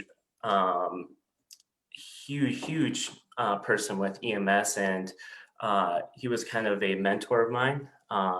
And once I kind of learned about this whole career field of emergency medicine and pre-hospital medicine, I just like immediately gained interest. While I was at EMT, I continued on. Red Rocks has this program where you can get a associate's degree through them, focused in emergency medical care. So I went and finished that associate's before applying for paramedic school. And I decided to go to Denver Health's paramedic school just because I wanted more of that hands-on experience. I learned a lot of the didactic through Red Rocks, and honestly, ever since I found this career field, I've loved it. And finding career paramedics sometimes can be difficult, but I find myself wanting to be one of those career paramedics because I can't foresee myself being in the hospital. I like the community, and that's what brought me to Clear Creek, especially. In Denver, you don't really get that sense of community. It's more just fast-paced, trying to get to the next call kind of thing. With Clear Creek, there's so much potential for, being really a part of the community and being a voice for the community and getting to know everyone in the community that you're helping. So that's one of the biggest things that has really piqued even more interest in being a paramedic now. Thank you. I think a lot of boards that we have are, well, if we have a lot of boards, but the boards that we have, some of the boards that we have are, we look for community members in general, and then other boards that we have or other purposes and commissions are really have to become very technical and specialized in nature because of what they do. And I consider this to be among the latter. And so my next question isn't necessarily a qualifier or something like that, but it's more just informational. And I note that you live in Lakewood and you work for Clear Creek EMS. And it's important to us. One of the important things for us on the board is that we have someone who's, steeped in, the activity that this board deals with and really has a lot of experience and knowledge. And so that's good. And then the other one is that we have access this is our access into this board as a community. And I'm more curious from the standpoint of, I know we have a lot of people who commute from outside of Clear Creek County in for labor because they have to, because it's hard to find housing. And then others, it's simply a choice, and that's where the job's available and so forth. Is Clear Creek County the kind of place that if you had the opportunity to live, you would want to live here? Yeah, actually. I think it comes down to, like you said, a few things is being already established in a situation. And now that, but Clear Creek, absolutely, because I love up there. And, especially being in my position and stuff, it would, I think it's important in the long run to be close to the community that you're representing. I've had plenty of interest. I've definitely have dabbed a lot of looking at houses up there. Currently in my situation, I probably couldn't do the change now, but it's something down the line I have thought about is moving up to Clear Creek County. And I want to be clear, that wasn't a qualifier, just a more of a no, yeah, that we face all the time, and I was just curious. No, that is my absolutely true opinion though, is of myself is, I mean, I love the mountains, and ever since being in Clear Creek County, it just, I love it up there. So it's nice that I get to spend about 56 hours up there each week. So I do appreciate being up there. Okay. Great. Well, I don't have any additional questions, but I don't need to cut Sean or Randy short. No, again, thanks for your interest. And I mean, should it work out, I think you'll find that it's a really great opportunity to get to know some really influential people in your industry and to get up to speed and to contribute, because CDPHE really depends on RETAC and then SEMTAC in order to help them craft their policy. So thanks again for your interest. No, I appreciate you guys having me today for this interview. So thank you guys. Yeah, and then you probably saw me say this to Cameron, but typically we take a week or two to reflect on this interview, and of course, you'll be notified of our decision around that timeline. Perfect. Thank you guys. Okay, thank you. So I don't see anything on our agenda until our 11 o'clock COVID-19 update, which is just fine with me. So why don't we give ourselves, Peter, did you have something? Okay. Why don't we give ourselves a little break and reconvene at 11 o'clock for our COVID update?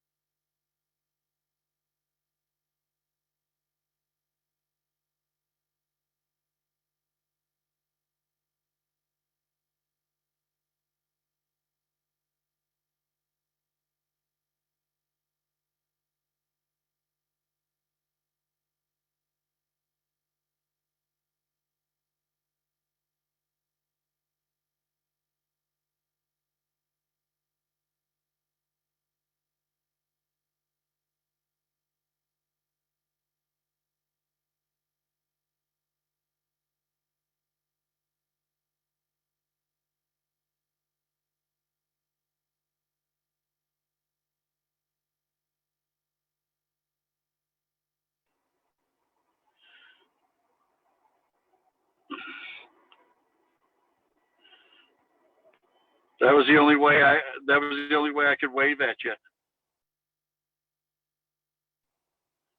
That was the only way I could wave at you.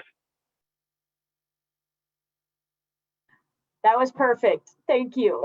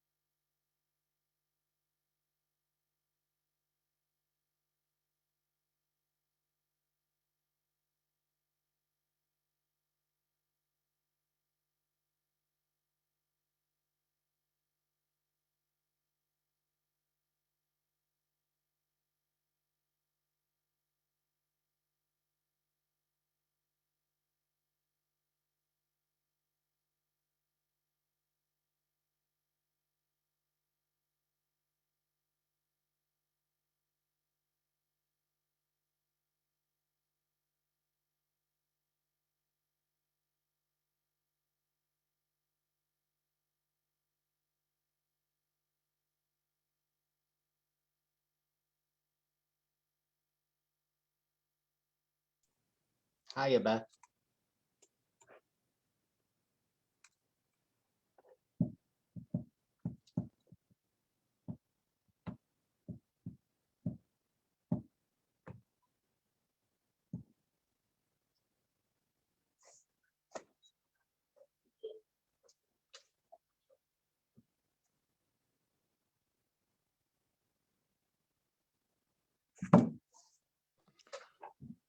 Okay, it's 11 o'clock. We'll get started as soon as we see Sean and Randy pop back on here.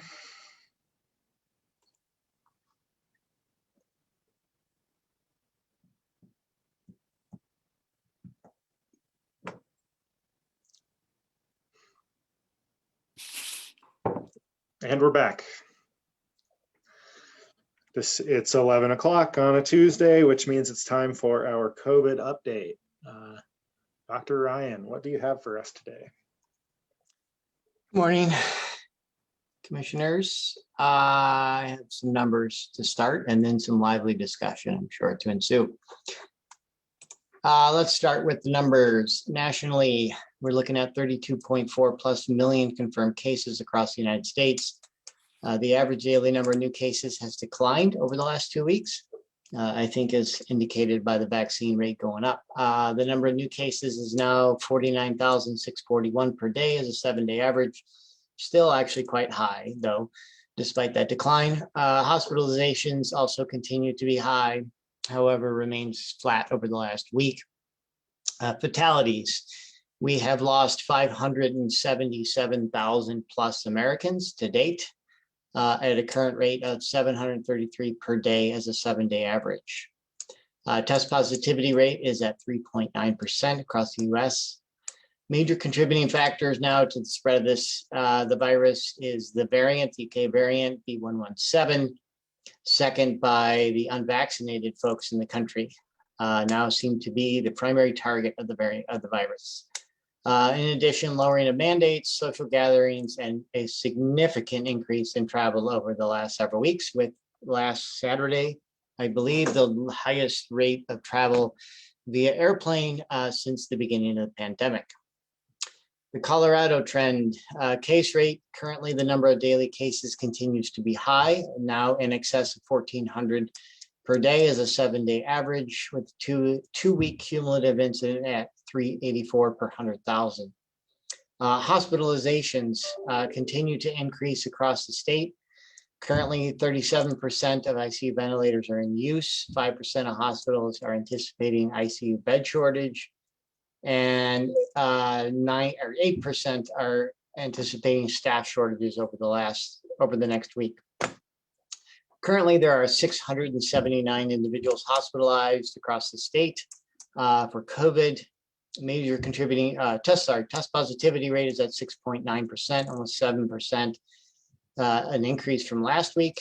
Major contributing factors to the spread in Colorado: the UK variant, the unvaccinated folks in the state, lack of mask wearing, social gatherings, and travel. Vaccine update in the state: we have now vaccinated 2.6 plus million with at least one dose.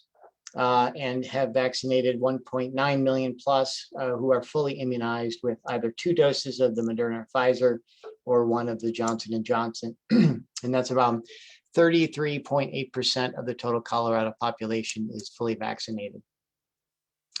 Here in Clear Creek County, our case count over the last 7 days, excuse me, we've had 13 cases, 17 in the last 2 weeks for a sum total of 438 to date. Hospitalizations holding steady at 21, 3 fatalities. Our 2-week cumulative incident is at 113 per 100,000. 2-week test positivity is at 4. Major contributing factors to spread: again, the unvaccinated seem to be the primary target at this point.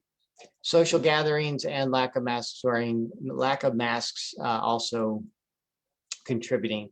Testing updates: we are continuing to test. The community testing is in Idaho Springs on Tuesdays as we speak, and will continue through the foreseeable future. Also testing at the jail and at the high school, middle school. Vaccine update.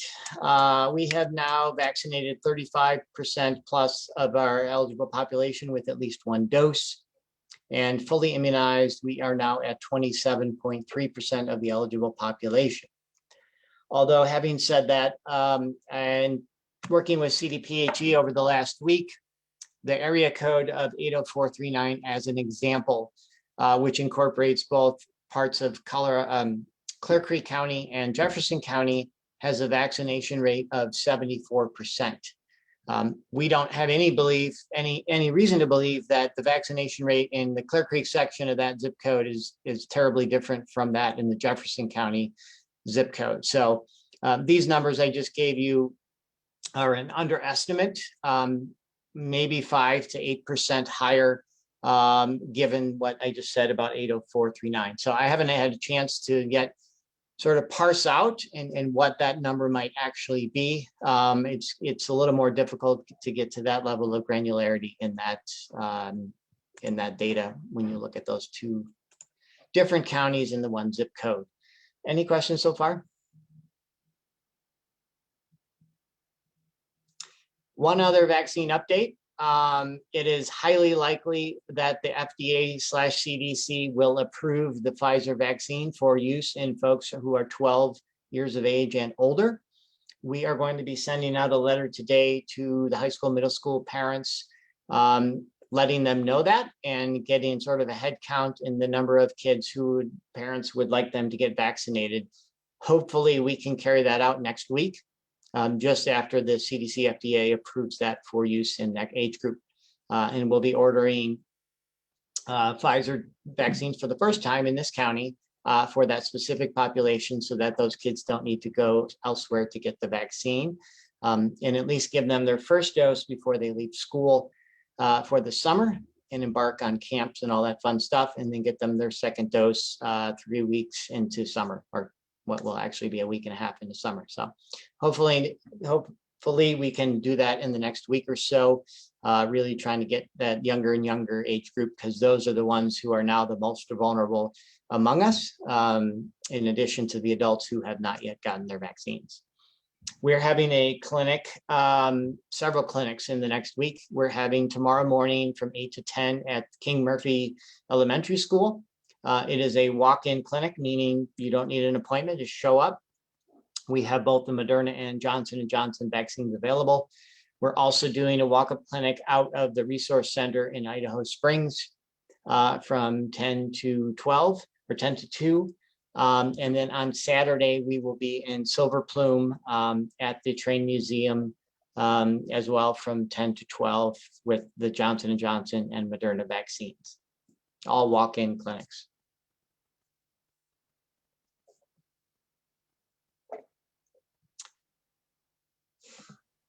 Thank you, Tim. The question I have in my mind right now is about getting the Pfizer vaccine into the arms of our youth, knowing that we don't have the refrigeration capacity. I think I remember last week you saying that if you knew you could use them on a given day, the state could get you a batch, and then you could use them up. Is that the case? Are we able to access those vaccines and get them to folks? Yeah, we are. So it's a very small window because we don't have the -80 freezer. We literally have a week, 7 days from the day we get them to the day they need to be in arms. We can keep them in refrigeration. So we're asking parents to let us know by this Friday so that potentially Monday or Tuesday we can order them and then potentially get them on Wednesday, hopefully coinciding with the approval. And then be able to disperse them into the arms of kids on Thursday of next week or Friday. It really depends on when the CDC FDA approved that. If it's on, it could even be this week, Friday. We don't really know. We do know it will be likely in the next week or so. So we're trying to get ahead of the game and be as prepared as we can, and then place that order, hopefully get it the next day and administer them the very next day after that. So. Okay. Yeah, and every school district in the state or the country is probably thinking about it like this, but wouldn't it be nice to get this done while the kids are in school? Logistic.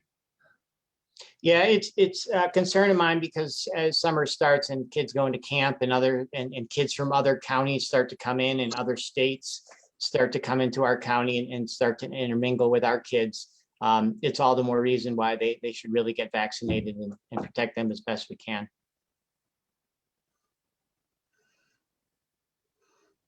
Okay. Sean, Randy, questions from you? No, I was in looking at it's clear, I believe everything we're told, that Tim's told us about how important it is to remain safe going forward and what the points of exposure are.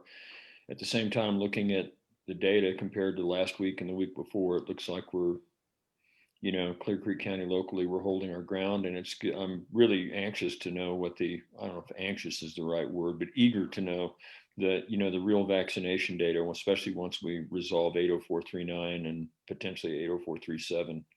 What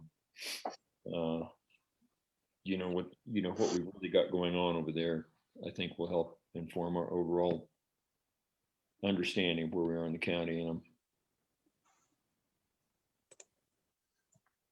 To answer that question in the chat, it's those 18 and over as a percentage. So 74% of the 18 and over in 80439 have been vaccinated.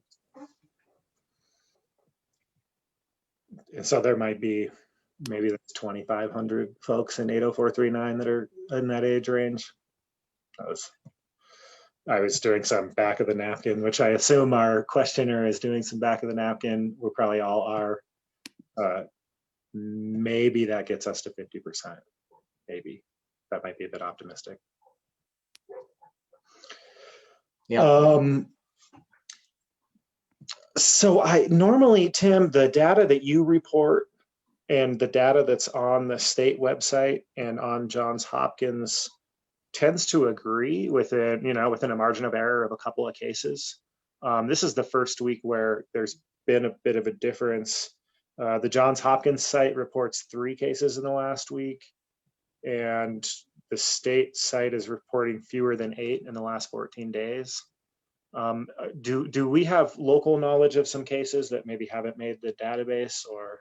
Yeah, so I include in my numbers suspect cases, and when I say suspect, if it looks like a leopard and runs like a leopard and smells like a leopard but hasn't done the DNA test yet to confirm it's a leopard, those are the numbers I'm including. So these are suspect cases, meaning in all probability these individuals have COVID. They just haven't gotten a PCR test to confirm that.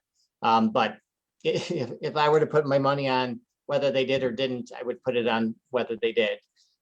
So I'm including that. In the state, in Johns Hopkins, I don't know if Johns Hopkins includes suspect cases. I would guess they don't, because they wouldn't be in any system that they're drawing off of. Okay, thank you for explaining that. That makes sense to me.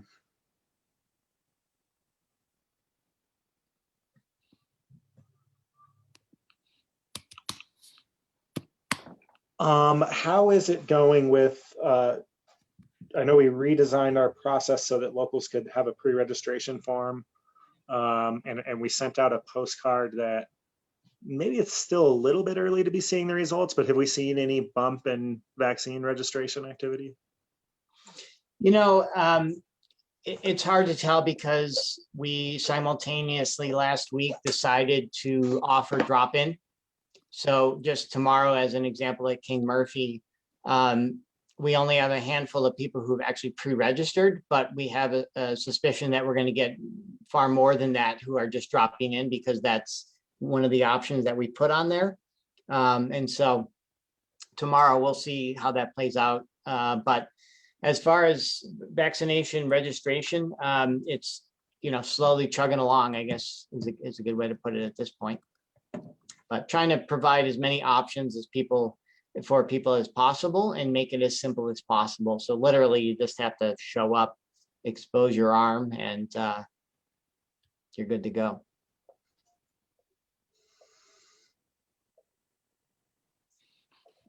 So the only other update I have that I forgot because it's not terribly consequential. The governor did extend the mask mandate through the middle of May. Primarily, I'm guessing to coincide with the rest of the counties in the state who have passed their own mask mandates and chose mid-May as their starting date. And so the governor, basically the public health order through CDPHE and the mask mandate goes through that time period as well. Doesn't really change anything for us, but. And I know it's our intent to, I don't think we've really visited the content of our local mask order since July or August. And I think it's our intent in the coming weeks to take a look at that, take a look at what's going on around the state with mask orders, make sure we're still in alignment with CDC guidance. Do you have any thoughts on that you might want to share with the public now?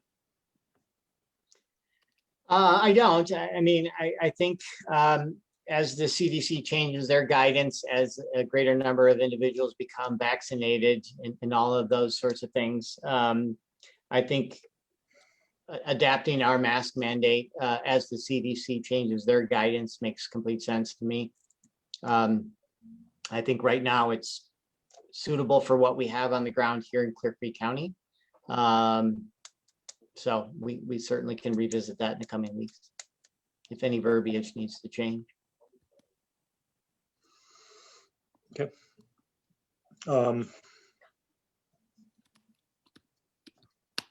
I guess just speaking for myself, I think it would be great to have that conversation in May. Ideally, we can settle on something that, and maybe it doesn't change, maybe it does, but whatever we land on, it'd be nice if we could have coming into summer, kind of know what that is and what the deadline is and all that. But I see, Sean, you might have something to say. I was just looking at the calendar, noting that May 16th is somewhat of a magical day for our neighbors and ourselves. And that would give us at least one more meeting to talk about it, because things potentially are going to change that day, and our mask order might need to be revisited before then. I'm talking about specifically, you mentioned the CDC. I think the CDC has already said out loud things like there's no reason for vaccinated people to wear masks outdoors anymore. And I mean, I'm sure there's a lot of other things and probably other ones that are on the way. So Sean, is that a call for us to find some time on the agenda on the 11th? Or any time next week. I mean, if we wait closer, the closer we wait till the end of the week, the more we'll know potentially, but it doesn't matter to me exactly when.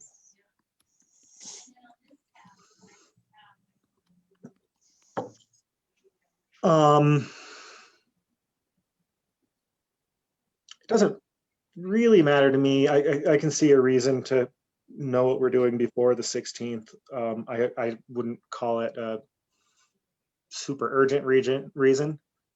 Do we think, and I know that this would look like kind of evaluating what some other counties are doing and looking at CDC guidance. Do we think that's something staff has time for, to be prepared for by next week, or? Is that a question for me? I think so, yeah. Maybe Yeah. you, Peter. Me, myself, and I, yes, we will be fully prepared next week to have any and all discussion regarding masks. Okay. All three of you? Sorry, Randy, what was that? I said all three of you. He said me, myself, and I, we will all be ready. And I Yeah. said all three of you. Yes. And that might involve, I don't know, I imagine that might involve some work for Peter too. So, okay, that sounds good. Front of mind for me is the release of a Colorado vaccine poll showing 75% of Coloradans either have received the vaccine or wish to receive the vaccine. That means we've got a ways to go in terms of organizing folks who want to get there. And I think there's a lot of people in the community like me who often have a desire to do something and then don't get around to making the appointment for quite a long time. So maybe this procrastinator wave will come tomorrow. Yeah, and George, it's a good point, and that's why we're trying to have as many clinics in a week, as many places on a Saturday, just trying to vary it up, make it as convenient as humanly possible. Literally, all you got to do is show up, walk to the clinic or drive to the clinic. We're going to try to target as many different areas in the county as possible. So folks from, for instance, St. Mary's Alice don't need to come all the way down here to get vaccinated. We'll have a clinic up there, and Empire, et cetera, et cetera. So over the coming weeks, we're going to literally try to get as many spots in the county as possible. So that's no longer a reason or rationale for why it is you haven't gotten it yet. Vaccine supply become a non-issue? It is a non-issue. Yes, we have as much vaccine as needed for the citizens in this county as well as anyone else. So I was wondering about that because, I mean, now it seems like maybe we're playing a longer game and a bigger game, and the emphasis on conserving our supply for our own residents, it seems like that's something we don't need to be so concerned about anymore, and maybe just getting more people in the state going and whoever. yeah, I mean, there's plenty of vaccine available. All 3 vaccines are available in Clear Creek County, and will be for the foreseeable future. Safeway in Idaho Springs has the Pfizer on a weekly basis, so that is available for folks who want the Pfizer vaccine. And we're going to continue. We will continue to have our Wednesday clinic in Dumont as second doses are necessary in larger groups, where doing it out of the resource center doesn't make a lot of sense. So, but it is very resource intense having that clinic in Dumont. It's 20 to 25 folks who help make that work. And so that's a lot of resources that these smaller clinics that we're having don't require that many folks. I have one other vaccine question. I kind of think back to when I was a tyke getting shots at school. And I've heard recently that the Pfizer vaccine is being investigated for kids as young as 12, and something may be happening with that over the near future. Are there any thoughts about doing something at our schools? Or is anybody talking about that? Yeah, I already talked about it, Sean. Oh, yes. So probably in the next 5 days or so, the Pfizer vaccine will be approved for 12 and up. And we are going to be sending out a letter this afternoon with the Pfizer fact sheet to all students, parents for the high school, middle school. Obviously, it doesn't really go beyond that in terms of their interest. And if they let us know by this Friday, then next week, once it's approved, we potentially will have Pfizer vaccines ready and can go and have a clinic at the high school, middle school, and vaccinate as many of those kiddos before they head out for the summer in their first dose. Sorry, I had talked about it during the update. But okay. Sorry, I was having a minor blood sugar emergency and I had to deal with that. Understood. No, yeah, we're hoping to execute on that next week. We're trying to get all our ducks in a row so that when the FDA, CDC do approve it, we can just sort of get it done right away.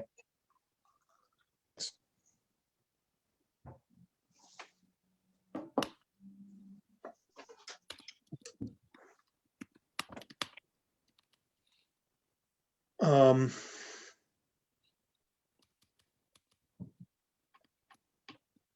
don't know. We're kind of a quiet group today, Tim. You promised lively discussion.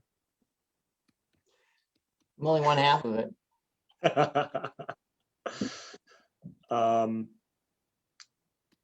Anything else that anybody feels like needs to be stated right now?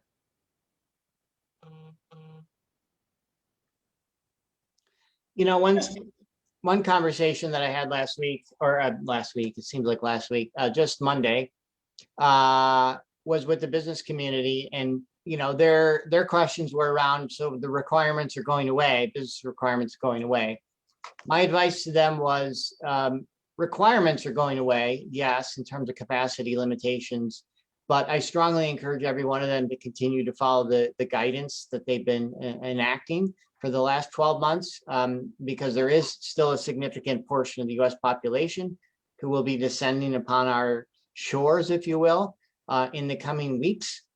And so being diligent in making sure that your businesses are clean and you're doing all of the things that you've been doing to date are very important and will continue to be important until we can have a significant number of folks vaccinated. So we're a ways away from that. The reality is if you are unvaccinated or anyone who works in your establishment is unvaccinated, just ask the unvaccinated now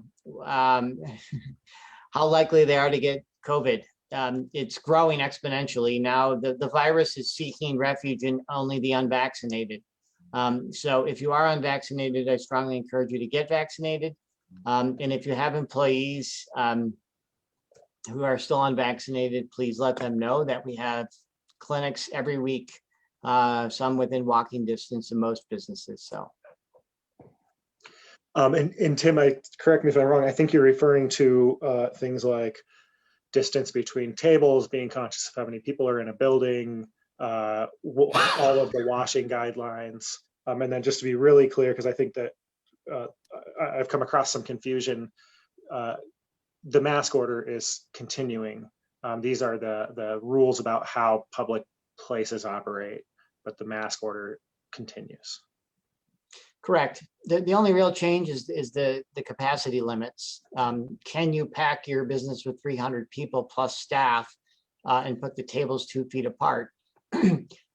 I would not recommend that, particularly since the 300 folks who are in your business are going to be unmasked. And I guarantee you, some of them will be unvaccinated, particularly if you do have staff who are unvaccinated. So obviously, these are left up to the businesses to decide, but is it those 5 extra tables really worth it in jeopardizing a potential outbreak in your business? Only the business can answer that question. Obviously, if all of your staff is vaccinated, it's a little bit different equation than if 50% are, because I know there are going to be businesses with folks who are unvaccinated. So that's a calculation that they need to do. And just be conscious of the reality still that's out there.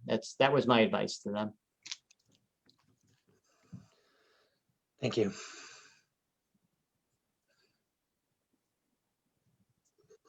One question I'm kind of wondering to myself, and I know that I'm now convinced that this is going to be with us, kind of like the flu is with us, and it's not going to. We're never going to be able to declare victory on this and pretend like it never happened. But with that said, I don't know, it's always good to have goals. It would be nice if we could set some benchmarks and some goals for ourselves. And one of my goals would be to never have this, it's not to have this meeting anymore, because it would be a waste of your time, Dr. Ryan, and a waste of the public's time. So I think it would be kind of useful to define some exit criteria for this emergency, even if we still call it an emergency, because it allows us to access pots of money we couldn't otherwise. Yeah, no, Sean, I agree. I don't think we need to have these every week for the foreseeable future. I have other things to do, as you said. So happy to set that goal whenever that might be, what criteria we might use to terminate that. Obviously, I can still put together the report and send that to you, just so you have that as a base and some context of what's really going on. But yeah.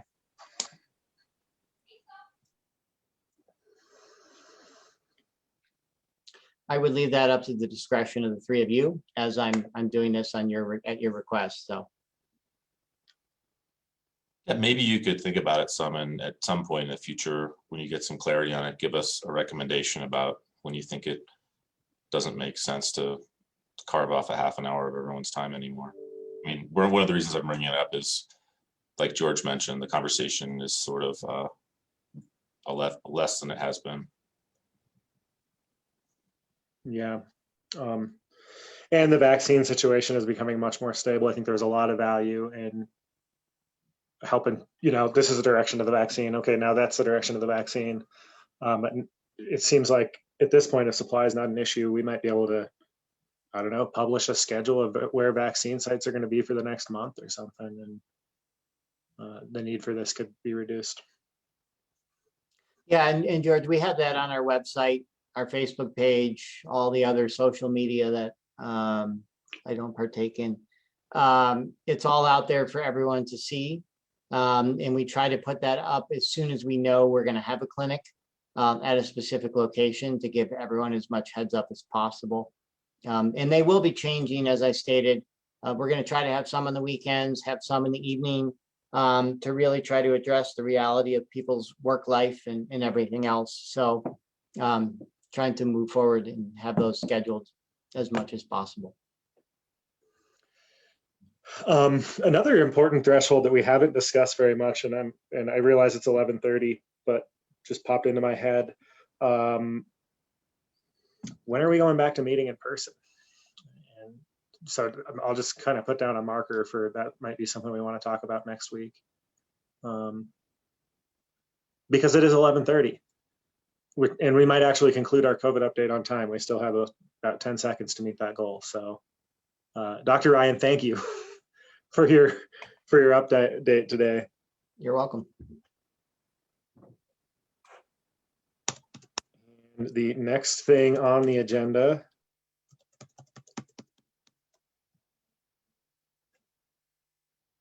is our 2021 Emergency Medical Services budget presentation. And so we had EMS did an update with us a few weeks ago. We had kind of a general discussion of the fact that there's a little bit more tax revenue than we projected when the 0.65 sales tax was passed. And we found maybe some more room within our own operations to improve and save some money. So we had asked to dig into that a little bit further and help us understand what's going on with the EMS budget. So Brian, I think I'll hand it to you. Hey, good to see you guys again. Right before lunch is always a weird time. So what I went ahead and did is just do some projections. I'll show you 3 of those, one being the ultimate best, and that's all the changes that we have changed in EMS since the change in director. And then one will be if some of these new things like the Medicare reimbursement supplement happens to drop out, it is a federal money source. So they always tell us never to count on that until you actually see the check in your hand. And also some fluctuations in how much money we get back from our main grants, the EMTS state grant being the one. Historically, we've gotten about 75% of what we ask for on that. And then I'll show you the projections of the sales tax for Clear Creek EMS. So I'll share my screen and jump into that and this at any time. If anyone has a question, I've been looking at these charts quite a bit. So if I start going too fast, please let me know. So I'm going to go ahead and share here. Thanks. And while Brian's doing that, I didn't really deliver the proper introduction. This is our EMS director for anybody who's watching. We also have Brent Worthington, our finance director, who you might hear speaking. All right, can everyone see that okay? No. Stand by. There we go. There we go. So if there wasn't a little bit of technical difficulties with me, you guys know I wouldn't be feeling well, and you should probably call me for me. So this is a copy right here. If you could see, this goes back from 2018, 2019, 2000. Brian, sorry to interrupt you. We are looking at your file explorer. Really? Yep.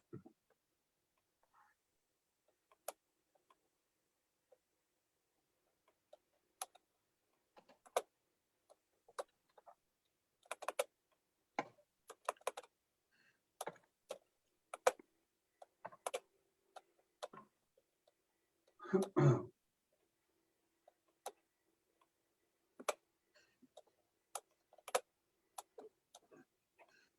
thought you click it, but Still no go, huh? and then you lost your share. Here we go. Anything?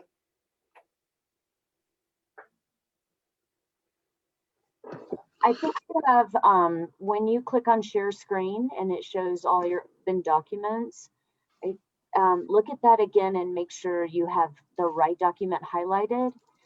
We're still seeing your Explorer. Or just share your whole monitor and then be sure to hide the stuff you don't want us to see. Yeah, you could do that. Close everything except what you want us to see.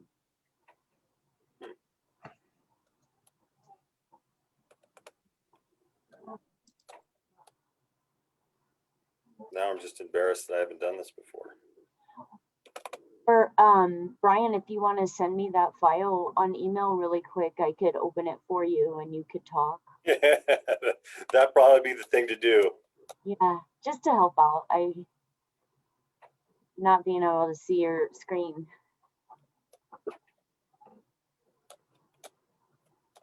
Brian, this is just a part of having survived the pandemic.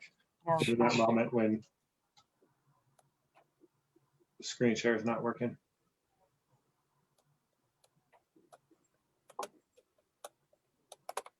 Stand by.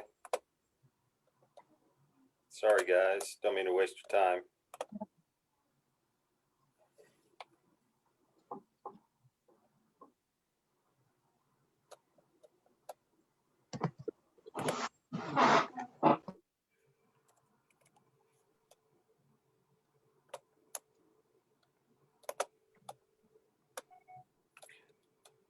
Now you can see how long it takes me to do stuff on a computer.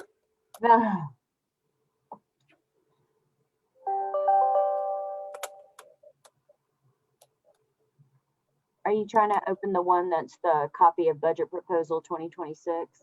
Yeah, Um,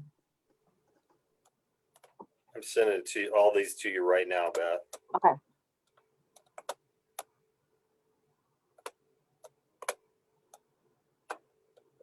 Two more and I'll be there. Okay.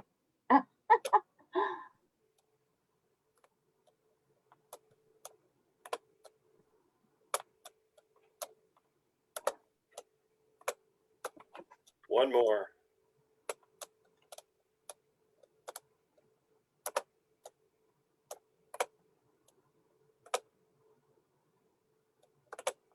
This isn't nothing. You guys are all breathing. I think I feel okay. That's right. You've been through worse. You're a paramedic.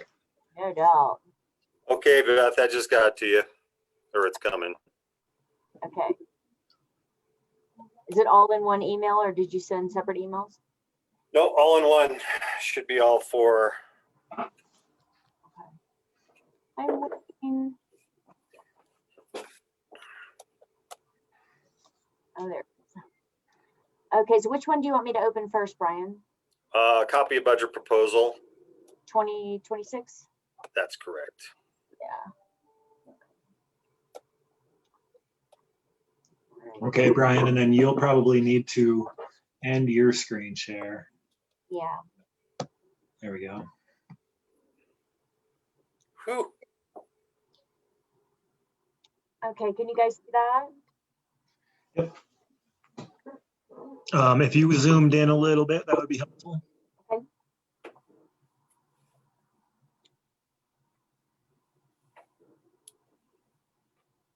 Is that good? That's good for my eyes. Randy, Sean.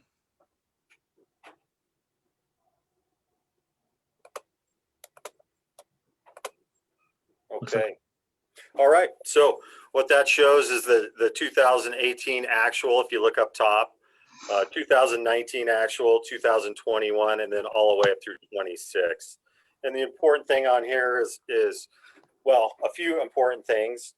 If you look at line number 6 on the spreadsheet, that's our grant funding. That's how much money that we're going to ask for all things being equal this year out to 2026. And what you're looking at is basically a 50% share grants that the EMTS state and the other grants that we apply for allow. They're mostly 50-50 grants. So this is one that shows on line 6, this is what happens if we get 100% of that grant money of the 50-50 share back.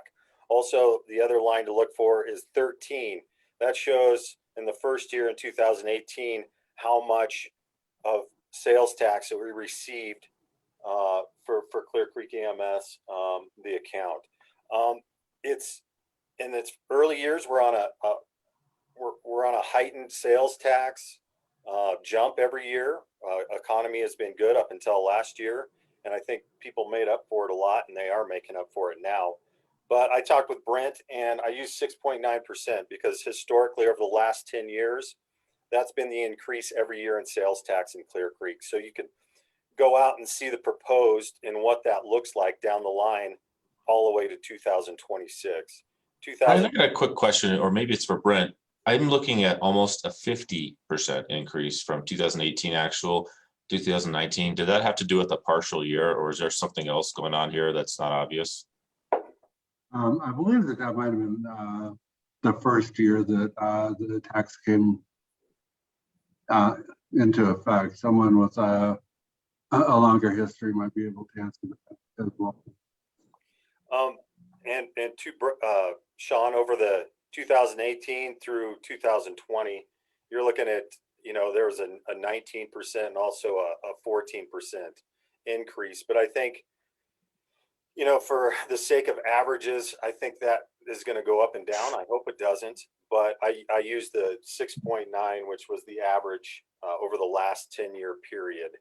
Hopefully that takes into account the last 3 years and how well and how many people have started coming up here to Clear Creek. So, it's kind of like one of those things, the best you can do with the data that you have from the past, and I don't know what the future will hold, but I think that's a pretty fair projection going through there, which, at 1.8 million in 2026, I think everyone would be thrilled if that's the amount of money that tax came back at. And I agree. I think it's wiser to be err on the side of being conservative rather than counting on something that may be aggressive. But I'm sorry, go ahead, Brian. No problem. And then Beth, if you could move all the way down to the bottom of the spreadsheet. Okay. Sean, it was good to hear you say that. Thank you. So here's the numbers in blue on the bottom aren't the excess of the sales tax for what our budget looks like every year. What it is a summation. So picture that as an account that keeps running, and that shows how much money will be in excess, windfall, if you will, that we'll have in the ambulance account per year. You can see it goes up pretty steadily up until 2025. Then we take a pretty good hit. And the reason for that is because that's going to be a huge year for capital replacement. Our 5 LifePak 12 monitors run almost $300,000 to replace those. Hopefully we'll be able to get some grant money on it, but we also have a remount ambulance and some radios that we're going to have to replace that year. So we really go down. The best case scenario, if we got all the grant money and we have all the sales tax money, is at the end of 2026, hopefully we'll have some place, in the order of $700,000 in the account. So Beth, if I could have you now go to the file that says budget minus Medicare and 75% grant. Okay, so this is basically, a worst, it's not the worst case scenario because this takes into effect the chance that the Medicaid supplement that we just got last year for $112,000. This takes into account if for some reason we stop getting that money coming in. And like I said, the people I work with getting this money say never spend it until you have that check in your hand. I spent quite a bit of time in an audit this year, and I think the general consensus on it is the government spent a lot of money over the last few years, and we'll just have to see how that works out. So this is basically minus $112,000 that we get from that year. We'll still do everything the same that we're doing to save money, remount ambulances. We'll still keep the staffing the same way. And then this is also puts into effect the chance that the 50-50 match that we're asking for every year is what it's been at. And that's, we get about 75% of what we ask for. It usually seems like there's one or two things that they would like you to forego. So if you go all the way down to the bottom of this, Beth, if you would. This shows you basically a worst case scenario, losing those two revenue streams. You could see that we're doing pretty good up until 2025 when we make our big purchases on that year, and then we fight back, the red being actually in a deficit, and then fight back in 2026 with that sales tax. So Beth, if you'll go to the other one, and that's just minus. This shows what the 75% grant, which I think is very realistic. And I think that this Medicaid supplement, and I'm an optimist, granted, I think we're going to continue getting this money. So this is, I believe, how the closest thing for our projections to look like going up into 2026. So up top on the EMS grant funding in line 6, that shows 75% of what I'm asking for through grants. And then the sales tax remains the same at 6.9%. And then we do take into account that we're going to get that $112,000 a year from the Medicare supplement, which is that new money flow that we're getting now. If you look at the ambulance fees, I did just put $700,000 across the board. Our budgeted was $820,000, yeah, on line 10. But it's been variable. This year in particular, I know COVID's had a big change with what we've gotten back from our billing, but that's kind of a wild card, right? Because I don't know how that's going to look. Of course, everyone, insurance company wise, tries to make it as hard as possible. We don't know what the volume is going to be, but the volume's been about the same for us for the last, several years. Looking about 1,600 calls a year. So I just kept that number the same. And that takes into account our billing and also that $112,000. So Beth, if you go to the bottom of that, I think this is the most realistic picture I can give to you guys, considering, jumps up in certain prices, very conservative wise, like chassis of ambulance and remounting.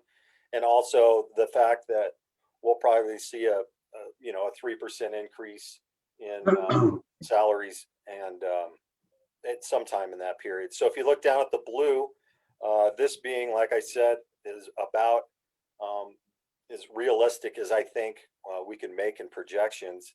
We'll work our way up in the 2022 and 23 with about $500,000 in the ambulance account windfall. And then that big year comes in 2025 when we have to spend all of our money or a lot of money on replacement of monitors, which is going to be a huge cost.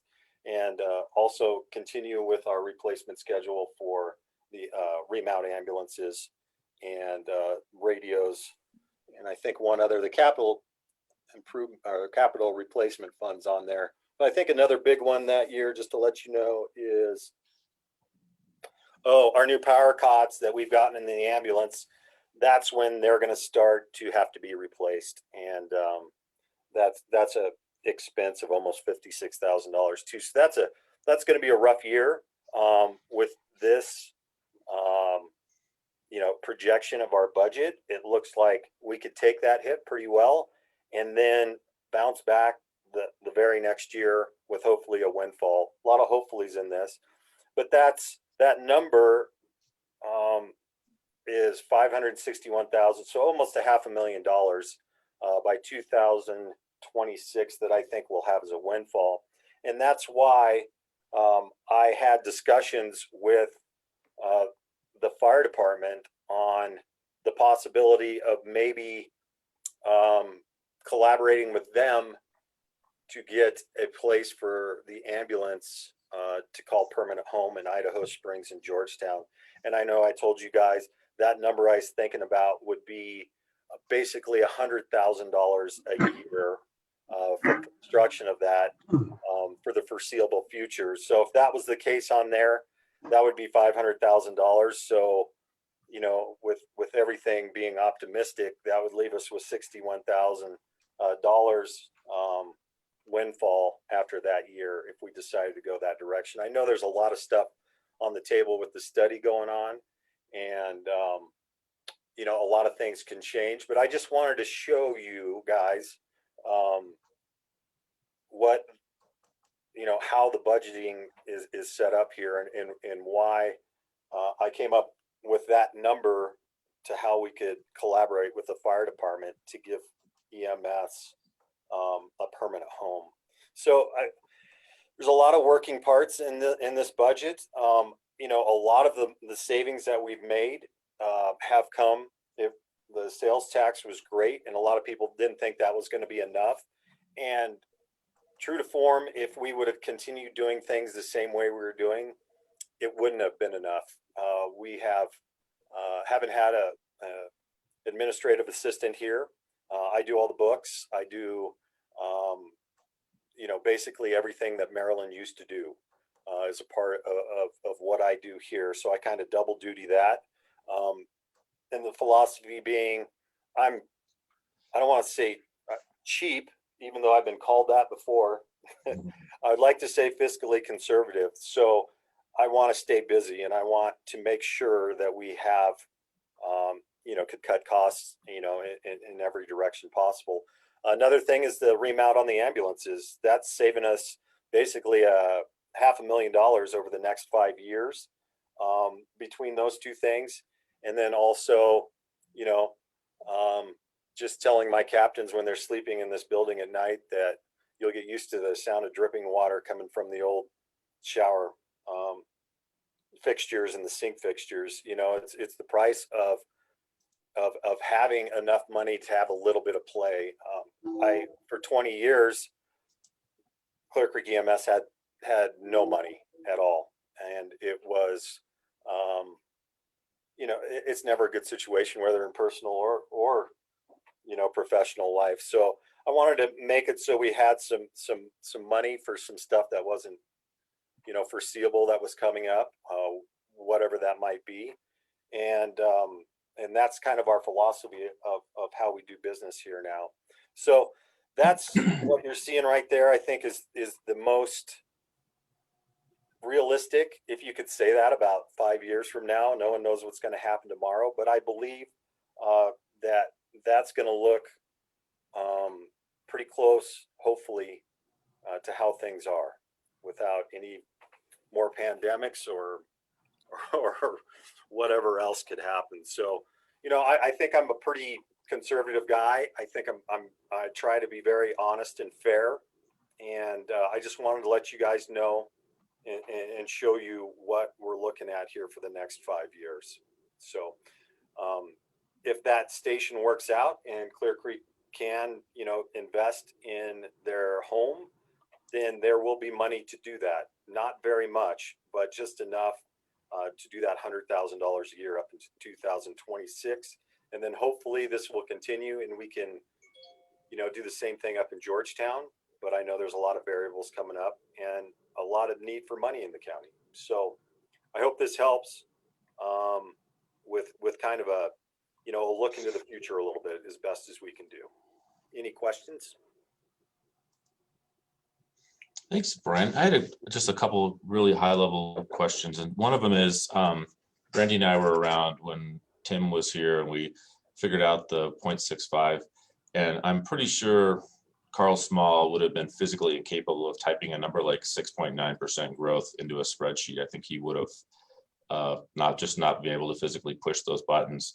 And I think we used a number more like 4 or 5, I want to say.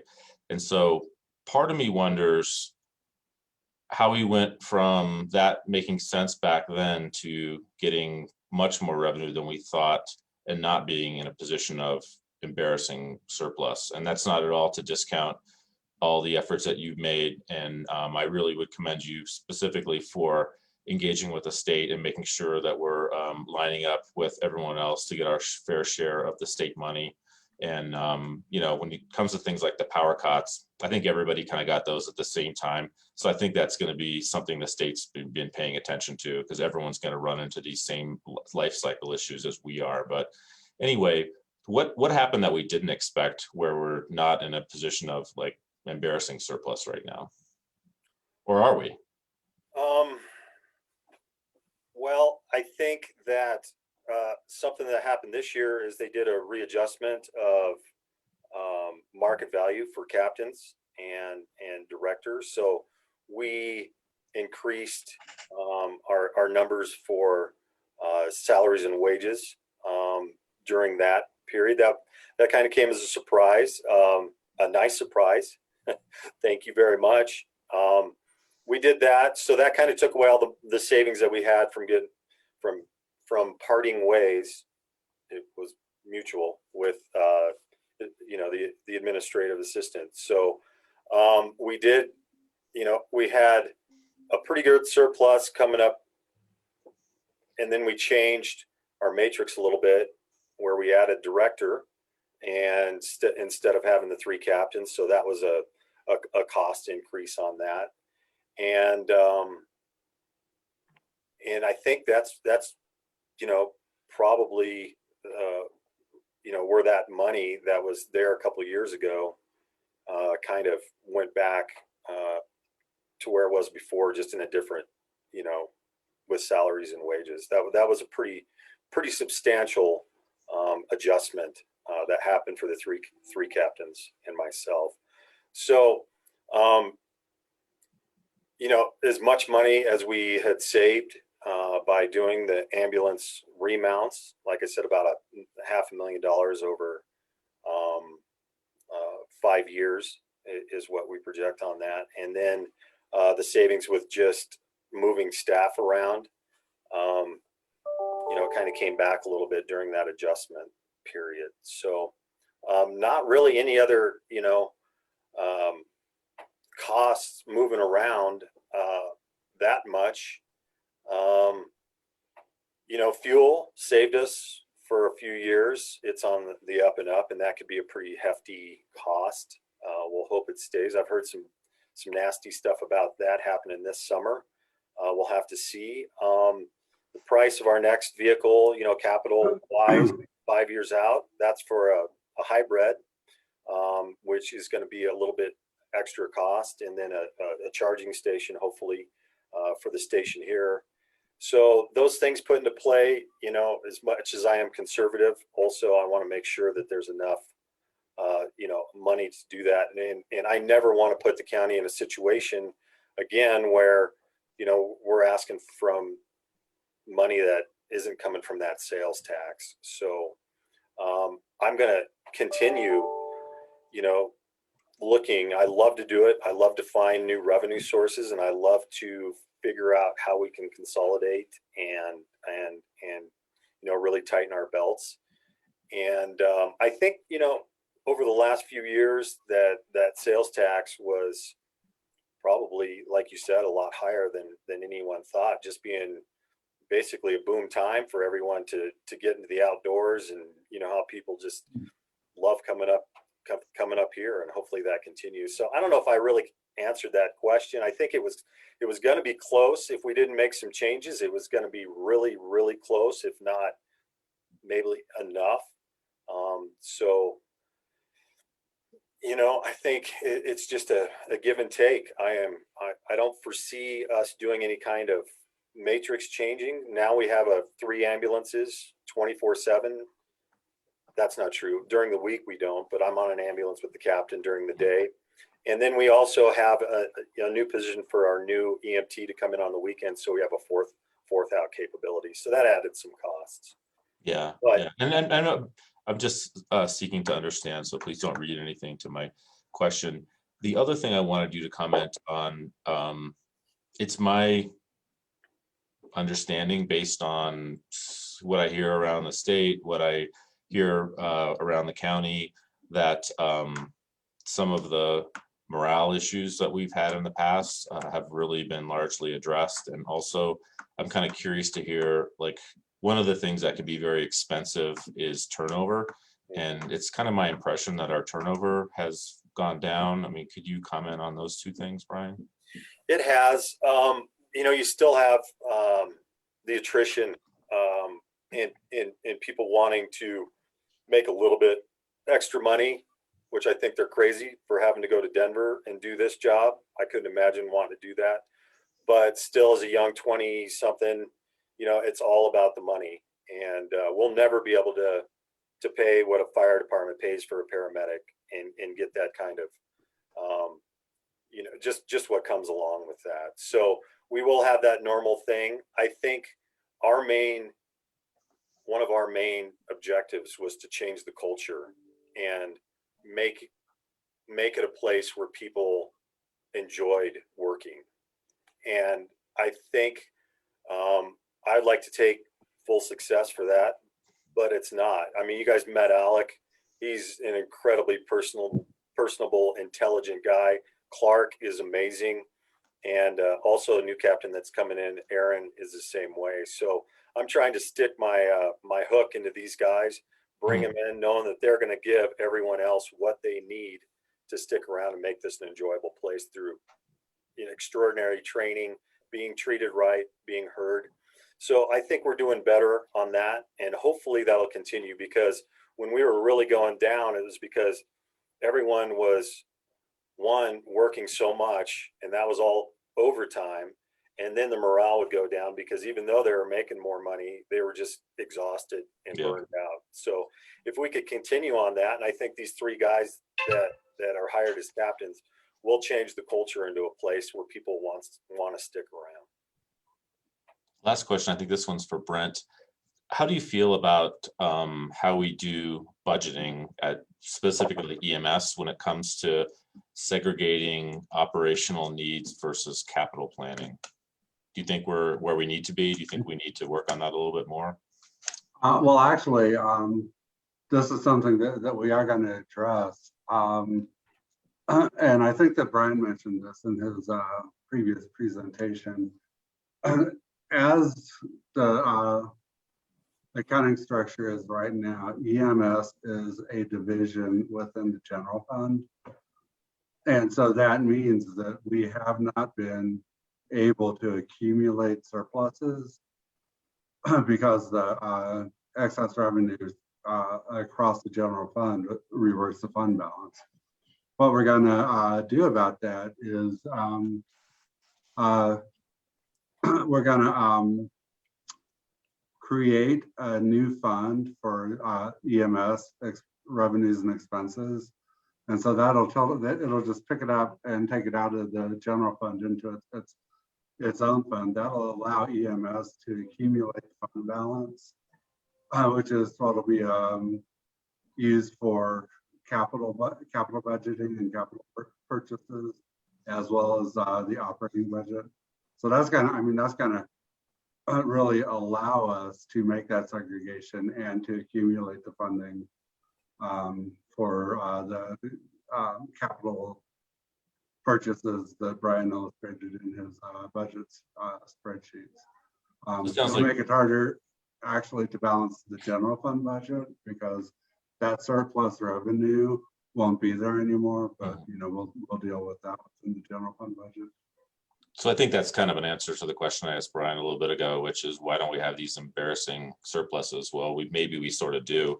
It's just that they're vanishing in the general fund. Yeah, they're absorbed into the general fund. Okay, no, that's all I got. Brian, thank you very much and keep up the good work. Is that, I'm pretty sure that money collected from that sales tax has to be dedicated to EMS. You're not claiming that we're spending dollars that are intended for EMS on anything else, are you? No, the EMS sales tax is recorded again in a separate fund. And then we fund the EMS operations through a transfer of that sales tax from the separate sales tax fund into the general fund. And it's earmarked specifically for EMS expenses. And it's based on the amount of money that's needed to cover those expenses. But we could still get a surplus from like the Medicaid reimbursement and those things. Those are just dropping directly into the general fund, right? Correct. Yeah. And that last question I had for you, Brian, I remember we were doing a grant waiver evaluations, and Kim Schellenberger, who's one of the RETEC chairs, was grilling some of the smaller agencies in the state about not taking advantage of an opportunity to get additional dollars. And I think it might be the Medicaid supplemental dollars that you're talking about. But if that doesn't sound familiar, I would say you should at least maybe give him an email and make sure that we're 100% square on that. Because it was most of the people applying weren't doing it. Yeah, that's one of the specific questions that the Free TAC asked me during the grant interview was if we were applying for that. And it's amazing how many people around us haven't figured that one out yet and are applying for it. I don't think they knew the amount of revenue that's available through the federal government. Basically, half of what Medicaid's paying is going away and not being reimbursed by the federal government. So that was one of the big things, the hot topic in Free TAC. But I'm going to continue doing that and getting better writing grants and getting better trying to find money. And also, you know, coming in how I did, there's a few things that were just the way they are. One of them is ambulance billing. I think that, you know, we're on a path where we need to revisit that and make sure that our prices are fair and competitive. And it's been a few years, I know, since that's happened. The way I hear it is it's a review with the districts around us and what they're charging. Most of them charge a flat fee, but then they also charge by the mile, and that one goes up and down. And then also a couple things that are coming right to us right now, which that have kind of caught me by surprise, is that we're hurting with AEDs in this county. Everything that we have in the public buildings need to be replaced. So we're looking at ways to do that. If it's going to be something that we could find by grant, or if it's going to have to be like a community thing that Evergreen does, however we need to do it, we're going to do that. And also Clark's working on the community paramedic with Dr. Ben Trott and also Evergreen. And we're deciding whether we want to come together with Evergreen and, you know, just both of us, you know, use resources for those needs in both of our communities, or if we want to do it on our own. So there might be some extra costs coming with that. I don't think it's that big in our community, to be honest with you. Talking with Dave Montesi, it's not a big deal, but it is a very important deal. And we'll talk with Dr. Bentra, especially since she's moving in, you know, to Idaho Springs, and we'll come up with, you know, a way to, you know, make that happen in this agency. So just a couple of things that are coming down the line right now. Okay. So just summarizing what I think we heard, we learned a couple of weeks ago, maybe last week, that there was more money than we thought we would have when we calculated that sales tax. We are hearing that your preference would be to take excess money that we have and use it to really secure the future of Clear Creek EMS from a capital perspective. And hearing that to date, you've been on a little bit of a shoestring in capital. I know I've been inside Station 1A, the Dumont station, pretty recently, and I wouldn't say it's in a state of disrepair, but it's, you know, not in good shape either. And that the opportunity to buy into a better fire station in Idaho Springs that has an additional bay for you all, as well as then possibly look towards facilities improvements in Georgetown, as well as taking a look at programs like community paramedicine is kind of where you'd like to see us be over the next 5 years, rather than, I think Sean was suggesting that we might be willing to take a shave off that 0.65 number. Am I adequately summarizing kind of? Yep, you sure are. Yeah, just, the chance, and when that came up, when we started talking with Kelly, of securing Clear Creek EMS for the next 5 to 10 years, where they have a home, they have the right amount of bay space for growth, and having a place that's ours instead of not knowing, exactly where we're going to be. I think for $100,000 a year is a bargain, because with that facility and then collaborating, I don't think there's going to be a way that we can do that. Which this is just my feeling, for anywhere near that money. If say 5 years down the line, we don't have that place in Idaho Springs anymore, and we're looking for another place to call home, I don't think that we'll be anywhere close to that bargain if we have to find a facility and make the bay space needed for growth for Clear Creek EMS. So it excites me to know that there's 10 years from now, when I'm gone, that there's a home for Clear Creek EMS, and it's capable for expansion and the needs that are going to happen here. That's the kind of stuff that just makes me feel really good. So that's what I wanted to show you. If that's the direction that we go into, I think we could make it work. But I look forward to what the future is going to bring, and I'm sure we can make it work other ways too. At least I hope. I might be giving myself too much credit, but it's just nice to have the ability to make decisions. And I think for many years, this agency didn't have, as many that ability to have the opportunity to make decisions. So. Yeah, and the only I certainly would never want to punish you for your good behavior, and it's just kind of the contrast between the enviable position EMS is now and kind of the fiscal death march that public, that Road and Bridge is in right now, and that's really what motivates my thinking, is just to try and look at this with a little wider aperture. That's all. I understand. Yeah, I think it's an entirely appropriate question, Sean, just so you know. And I also think it's been answered really well. I think it's appropriate. And I think it's, acting in good faith to the voters that approved that tax to take this 5-year period, see where our projections get us, make significant capital upgrades, secure a home or homes, and revisit this.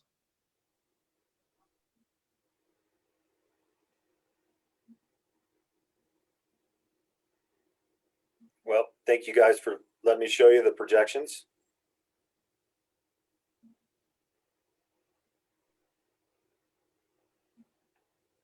It's all extremely helpful information. It's a complex deal because we've got a lot of moving parts right now too that we're sorting out. And but I would reiterate what's already been said, which is the work that you've done has put us in really good position, and so some of the complications we're figuring out are actually really good problems to have right now, and I'm very pleased. Thank you for saying so. I wasn't just saying it. No, thank you for thinking it too. Yeah. My biggest problem is going to be not letting you guys meet the captains, because they're such great people and so just top-notch people that I'm going to have to just make sure they don't make me look bad. No, that's a good position to be in too. We got some really great people up here now. We got really nice. We got to have a nice conversation with Alec earlier. Since we have a little bit of time, Brian, maybe you can help me understand how population growth impacts your budget. You referred to growth. You got me thinking there are 3 different parcels in Idaho Springs where significant development proposals are on the table or on the horizon. And we saw the population of Georgetown increase by a lot, right? Like by more than 50%. How does an increased population impact your budget? Well, I think just the more people up here, the more sales tax. I know the more people in Denver, the more sales tax too. So that's about as far as I can go into that. As far as how, if we're going to be busier or not, to me, it would make sense that we would see more, local calls along with more calls from people that are just traveling through. I think it could be, I think this is something that needs to be done, every year and keep a real close eye on it. In a perfect world, I would love to be able to, just work off of that 6.5 sales tax that covers all of our expenses. And then, we could start seeing money from collections and billing that goes into the general fund. That would be great. And in my optimistic world, if things keep improving the way they are, I think that's a very doable situation. So I feel like unless something big happens with ambulance billing, some new laws come out where we don't get the return, from the billing. I think that it's going to be a situation we just have to reassess. I think we're in a really good position. And I think conservatively, I don't want to get too, excited, but I think there's a good chance that these numbers will look very conservative here in a couple of years too. Just seeing how many people, every year I'm surprised by the increase. And you'd think after 20 years I wouldn't be, but it's just incredible. And now that we're having, people and residents that are being made up here and the population's going up, I'm very optimistic that we'll start to see that billing number go up. Yeah. And the folks that are moving up here, not being prejudiced or anything like that, but it's expensive to move up here. If they're new residents moving up here, a lot of the, in this community, a lot of the folks are going to have insurance. And, I think that's the demographics kind of changing a lot. And I think we'll start seeing the effects of that too. These are folks that, folks that have insurance that are moving in. So that could be a big player here in the future also. That might knock us down on some of the Medicare supplement, but it would be more, it would more than make up for what we lose in that Medicare supplement, which is a lot less than what insurance companies pay us for a transport.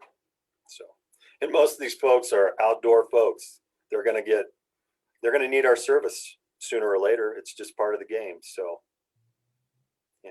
did that answer that? I really think that we're not in a position where we're looking forward saying we're going to, our billing's going to go down. I think it's going to increase. I think there's a good bet it is. Okay. Yeah, thanks. That does. It sounds like a lot of our other departments. It's hard to put a finger on an exact number because there's forces pushing in both directions.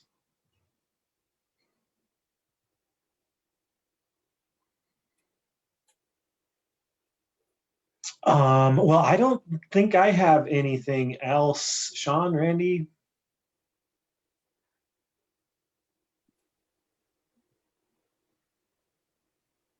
No, and we have Matt at 12:30. Is that right?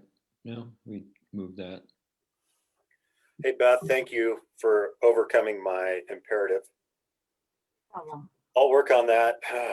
Jeez. No worries. No worries, Brian. All right. Thank you, guys. Have a good day. Thanks, you too. And yes, Randy, thank you for pointing that out. You are correct. We have rescheduled for 12:30 internal services bi-monthly update. Did y'all have any more updates from this morning? Did we finish that? I couldn't remember. Finish what? I couldn't hear. Updates. Oh, I did. Okay. Maybe since we've got a moment here, Beth, just going back to that letter for the recovery roadmap, maybe just to simplify things, I would just state that, Sean, if you have changes you'd like to make to the letter, I approve those changes. And that way, you know, if Randy agrees, maybe we can just set it up to where you and Alyssa finish the letter and get it out. I'm completely comfortable with that. Yeah. Okay. You're muted.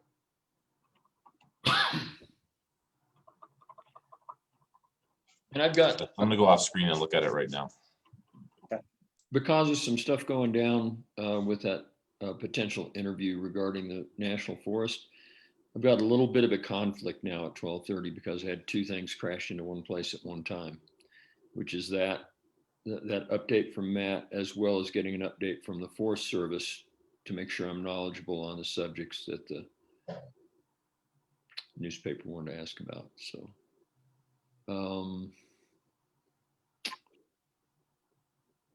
but I also like to show respect to Matt. I hate that we bumped him down to 12:30. Yeah, it was a 10 this morning. Nobody's fault. Yeah.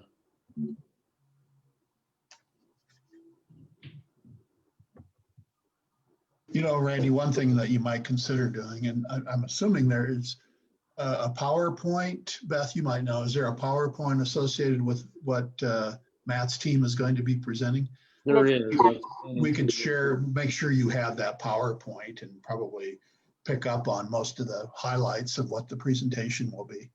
Yeah, I think I need to do that. The Colorado Sun's looking for some quotes that were sent along earlier in an email I learned about, and it's all stuff I'm working on, and it's questions about what what's going on in the National Forest. And all four of those items I'm aware of, but I want to make sure I've got the latest. And so I've got two folks with the U.S. Forest Service that were already set to talk to me at 12:30 to try to cover that. So it's kind of, you know, that's what they have available. So I think what I'll do is study the PowerPoint, which is already in the packet. Right. And we can ask any questions later. And so I think I'd like to make that 12:30 call. Okay. And move on to the newspaper. And then I got to get down to the Capitol this afternoon also on the transportation bill. So. Okay. And then, of course, I mean, I'd hate to just cancel it outright, but we could if we, that's the other option we could take. Not cancel it, but move it to next week.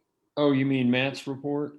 Yeah. Yeah, I want to show respect to Matt. He's a rock star. So whatever, if Matt's, you know, got his dancing shoes on, I don't want to, you know, stop him from making the report. So whatever he prefers, however we do, it's fine. Okay. That sounds good. I think what I'm going to do, I'll just give him a call right now, and then we'll get it figured out. Okay. Do we have, Peter, did we have a need for any more executive session today? No, I don't think there's anything pressing that we needed to talk about that can't wait till Tuesday. Okay. Okay. Well, if that's the case, I can go whenever teacher dismisses me. That's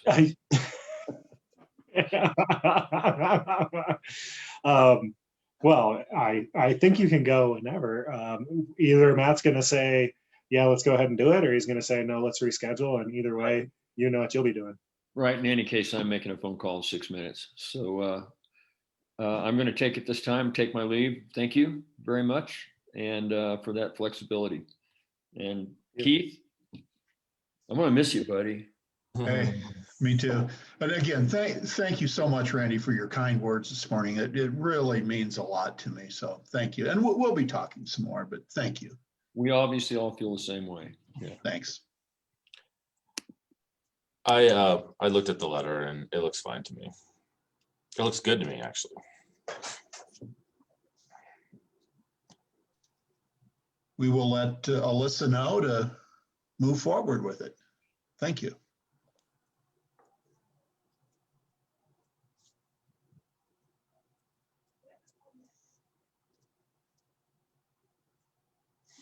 So it's too bad, Keith, that we weren't able to like have some sort of a retirement get together in person. And I know you're not that far away, so I think when it's safe to do so, we should schedule something like that and maybe drag your old sidekick, Mr. Leffler, along too, because we never honored him in that way either.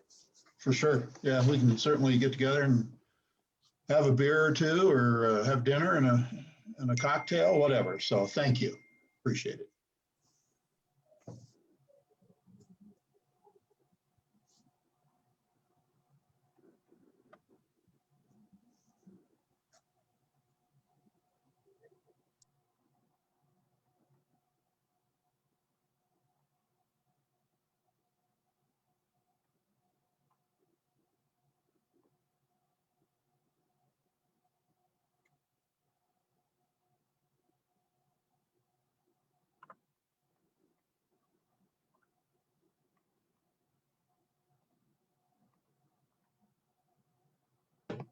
Okay, and Matt prefers to proceed and will be here momentarily.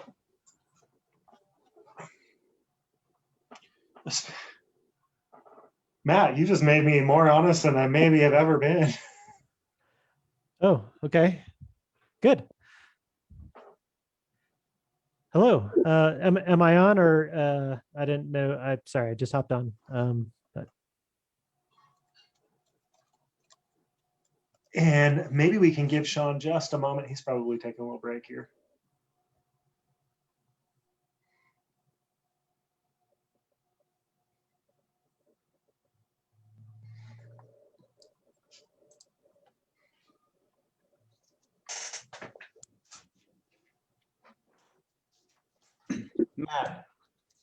Matt, no pressure, but this better be as good as the one last week that you presented. I have a feeling I'm gonna let you down. Yeah, it's gonna be a little not quite as exciting. Okay. In my opinion, but maybe you guys will be thrilled. I have no idea. Because I think there's a huge following on Facebook right now. Okay, fantastic. Okay, well, they don't all have to be as graphically beautiful as what we went through yesterday. The floor is yours. I'm sure we'll be intrigued. Okay, great. Beth, if Alexis or Chris Kraus or Lisa happen to be in the audience, if you could pass them over, that would be fantastic. And in the meantime, I'll just share my screen and kind of kick us off here. Yeah, nothing terribly exciting to report on, I think, or no significant questions to ask of the board, or any needs, at least that I'm aware of today. Really just a brief update of internal services. And I suspected that when we started putting this together, we might have a new county commissioner. So I thought I'd just start kind of at the beginning and say, well, internal services, it consists of the archives department, the CSU extension, the mapping department, special projects, and water resources.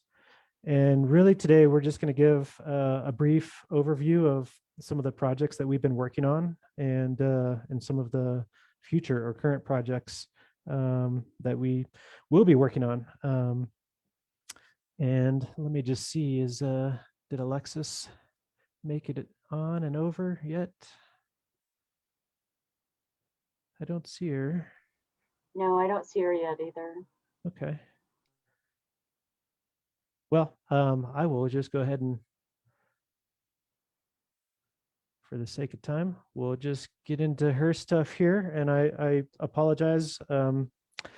I was hoping that she would be on, and if she happens to jump on while I'm talking, please let me know. So Matt, this is, if you yes. prefer, Matt, I see Lisa Lehman is here. We could jump to her section.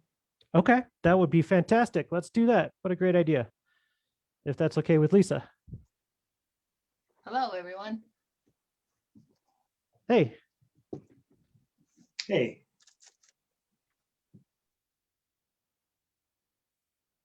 I'll let you take the floor, Lisa. Okay, well, I'm going to start out with probably the biggest project over the last year that we've been working on that I wanted to give our new county manager an update on, which is our public shooting range. And the other board members have a huge history of this, so I'll just cover the 2020 accomplishments here.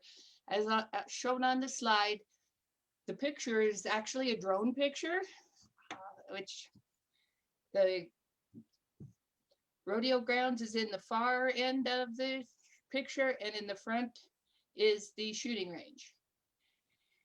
So that kind of gives you a good bird's eye view of how it's related to I-70. And then on the up there, you can see building 1A at the very top of the screen. So kind of to give you the relationship of that. We actually used this in the PowerPoint presentation we sent to CPW. We have not heard on our grant application yet, so keep your fingers crossed. But we were able to accomplish with a $90,000 grant and $30,000 match in 2019 and 2020, sound, noise, and testing. So we have background measurements of the site of the existing range use, which will be very helpful. And from that information, we've done a sound plan of what would be the ultimate mitigation strategy for a new range that we can complete here. So that sound mitigation plan is in our plans and budget for the new range. There's the schematic range design, there's the business model projections. That's an entire publication of how the consultant believed this could be a money-making operation as a operating gun range to the public. We also received a document that's outlines standard operating procedures and had a complete budget outlined for us. We still need to do the final engineering work, but if you'll go to the next slide, Matt, that shows the range plan. And here's what we're going to try to do this year in the next 12 months. If we can get our grant, if we're successful with CPW money, we will form an IGA partnership with Gilpin County because they have contributed $400,000 toward the match for the grant. That'll give us the 45 public shooting lanes, 16 shooting lanes for club membership and events, 800-yard lanes for hunter sight-in, which was asked by CPW for the new public range, and a state-of-the-art shooting sheds, as I described earlier. So that's kind of a brief update on where we're at there and what we hope to do this year. It takes a lot of staff time, and it's going to be a lot more meetings in the future. The second big thing I work on is the water resources. We're very excited that we filled the Sparks Pond upper left picture last year, and we installed the Alvarado Open Space Park monitoring well. We had to put them in the augmentation plan to cover evaporation, and we had to do a monitoring well to show if there's water between, what the flow of water between the actual pond and Clear Creek is, how much that is, at what depth, and that will give us that background information which we need for engineering. Tomorrow we fill Bard Lake. That's the picture on your right. We believe it will take between 35 acre feet and 44 acre feet. We're actually going to be out there tomorrow morning with the water commissioner and deputy water commissioner to fill that lake and watch it start flowing. The inflow will be between 2 and 4 acre feet a day to fill it completely up. So it'll take approximately 10 to 15 days depending on that flow. And we will have to do daily releases from Green Lake to cover those out of priority depletions to the stream system to make the stream whole. So that's the plan, and that's what I'm working on. Thanks, Lisa. All right, I see, looks like Alexis has joined us. Yeah, and sorry I'm late. No problem. So if you don't mind, I'm going to let you, Alexis, talk about some of the projects you've been working on and go from there. Yeah, so it's been quite an interesting year, I'm sure for everybody. But I was able to identify a lot of the Lachlan McLean photographs. They're actually Xerox copies of photographs. The actual photographs are in the UC Boulder collection. And Lachlan McLean was a photographer who lived in Idaho Springs. And so he took a lot of pictures of the county and several other places around Colorado as well. So we have some of those photos too. So I've been able to identify some of those, and hopefully in the future, they'll be put onto the historic clear map. I've also so far converted over 700 tapes of the BOCC minutes from 1985 to 1989. Currently, I'm in the year 1990 and hope to go through to 2007. So Alexis, I'm curious, during the conversion, do you have to listen to those? No, I don't. Thank you. So, I'm sure it was a lot less interesting discussion back then than now, but I'll just leave it at that. but I do make sure that they have been, that you hear voices. So, and then we also have a lot of maps in the back room here that haven't been officially recorded with the county, but there are still maps that are related to the county and I think are important to have for staff to at least look at. So I've been scanning those to make sure that they're available to staff if they ever need to or want to look at some interesting maps. I'll just interject really quickly. We have a really excellent assortment of scanned maps. If you all aren't familiar, available to staff on our resource drive, which is pretty much available to all the county staff. So the archives department has been instrumental, obviously, in putting those together and indexing those and making those available to everybody. Thanks, Matt. So future projects are, of course, to continue converting the BOCC minutes from the cassettes to MP3.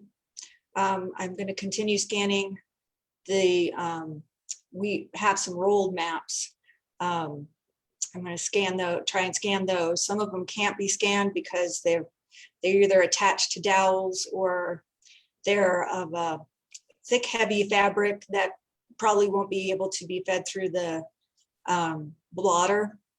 But, you know, I'm going to see if there's another way to digitize those, either by taking a photograph or outsourcing them, figure something out.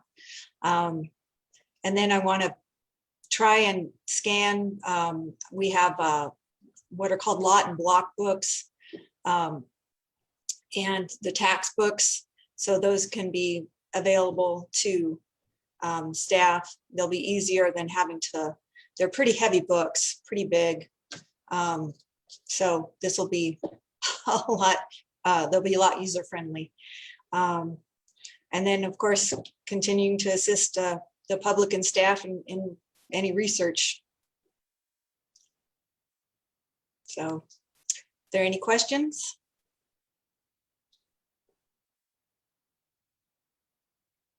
Awesome. All right. Well, thank you, Alexis. Appreciate that. Okay. Well, I do see Chris is on here, so I'm going to let her talk about CSU extension a little bit. And I know she just provided, I believe she provided y'all with an update on 420. But this is another great opportunity for her to chat with you.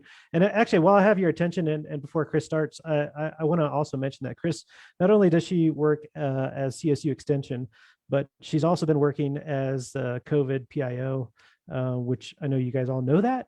But just wanted to put that out there again and just say she's doing a fantastic job, and really appreciate that.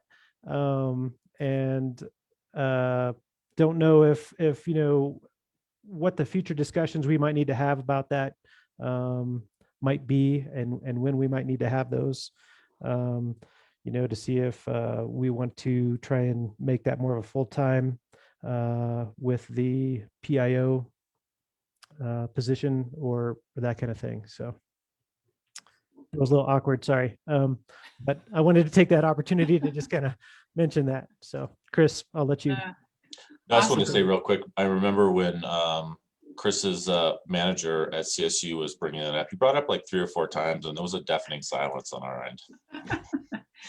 Well, just suffice it to say my middle initial is A, and I'm pretty sure it stands for awkward now. So I'm totally used to being in that position. Here to serve no matter what, apparently. So yeah, so we kind of reviewed that, what I did last year at my work session, but basically pivoted during COVID and went virtual with a lot of our 4-H positive youth development programming and our mountain garden horticultural programming. So I'm really proud of being able to do that, being able to keep programming up and offer people, our clientele, a lot of resources and activities and presentations to keep up with the informal educational programming that CSU does offer. So, and also kept up with a weekly e-newsletter that offered a lot of activities, resources, etc. for the community. Let's see, some of the topics we focused on last year.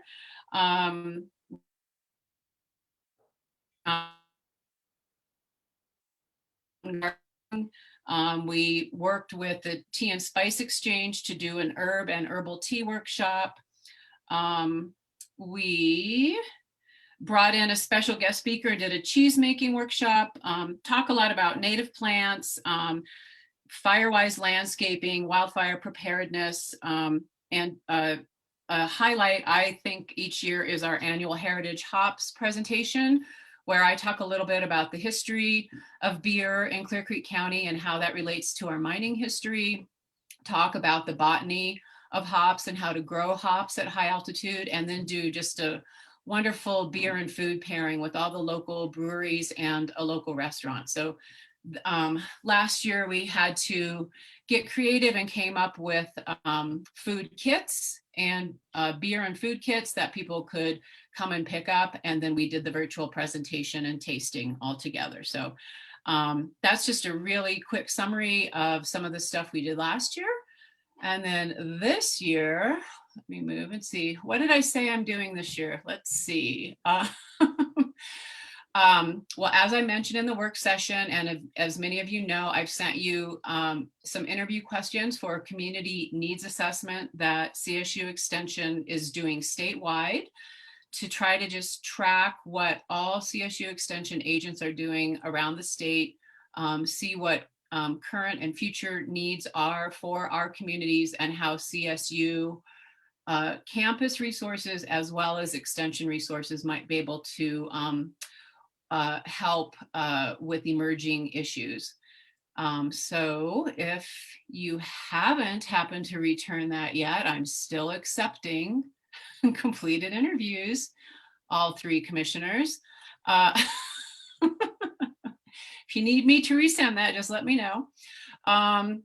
We're continuing on with our monthly Extension Thursday presentations. Again, those continue to be virtual, although we're trying to move a little bit into hybrid. I'm inviting my master gardeners to be there in person to offer other information and answer questions and try to move into more of a little bit of an interactive social presentations and workshops like we used to do. I just think you just lose something on Zoom. I think so many of the programs and workshops and activities that we have offered over the last 8 years, they really bring in that social component that I think is a really important part of the informal education that CSU Extension is able to offer. So let's see, this month we'll be doing native mountain pollinators, and we'll be working on some more hikes, trails and ales, and things like that this summer. We will start doing maintenance work on our high elevation demonstration garden there in Georgetown. That's adjacent to the Georgetown Heritage Center. So that will be great to get back out there, see how our garden fared over the winter. And if you haven't had a chance to check that out, that's just a great demonstration of some of the beautiful and various native plants that thrive at 7,500 feet and higher. And we also have a few other gardening techniques that we demonstrate there, the raised beds, different types of mulches, etc.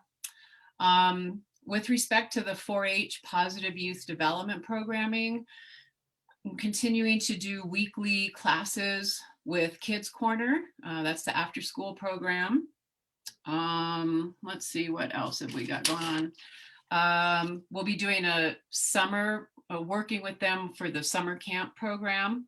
We'll be doing the gardens again, the raised gardens, and hopefully y'all can join us for our Share the Harvest event that we'll do in August.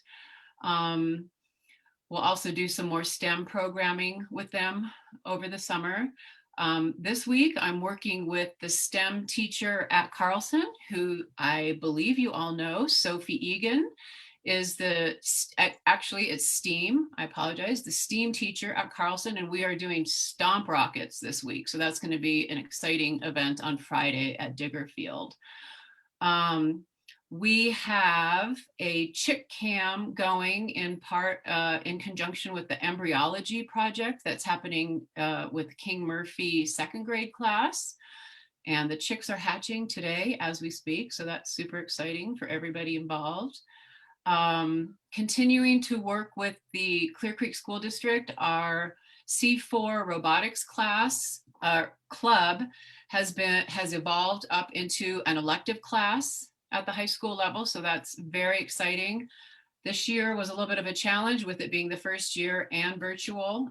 So we've got some work to do with that, but 4-H is glad to be able to continue to support that computer science education in the school district. And also with the library, let's see, they reached out and asked if I could help out a little bit with their summer reading program. And we're working on coordinating a virtual tour of the CSU Vet Lab for the kids this summer. The theme is Tails and Tales. So they wanted to get a little bit more animal husbandry and vet science going in that program. So that's pretty cool. And let me see if there was anything else with that.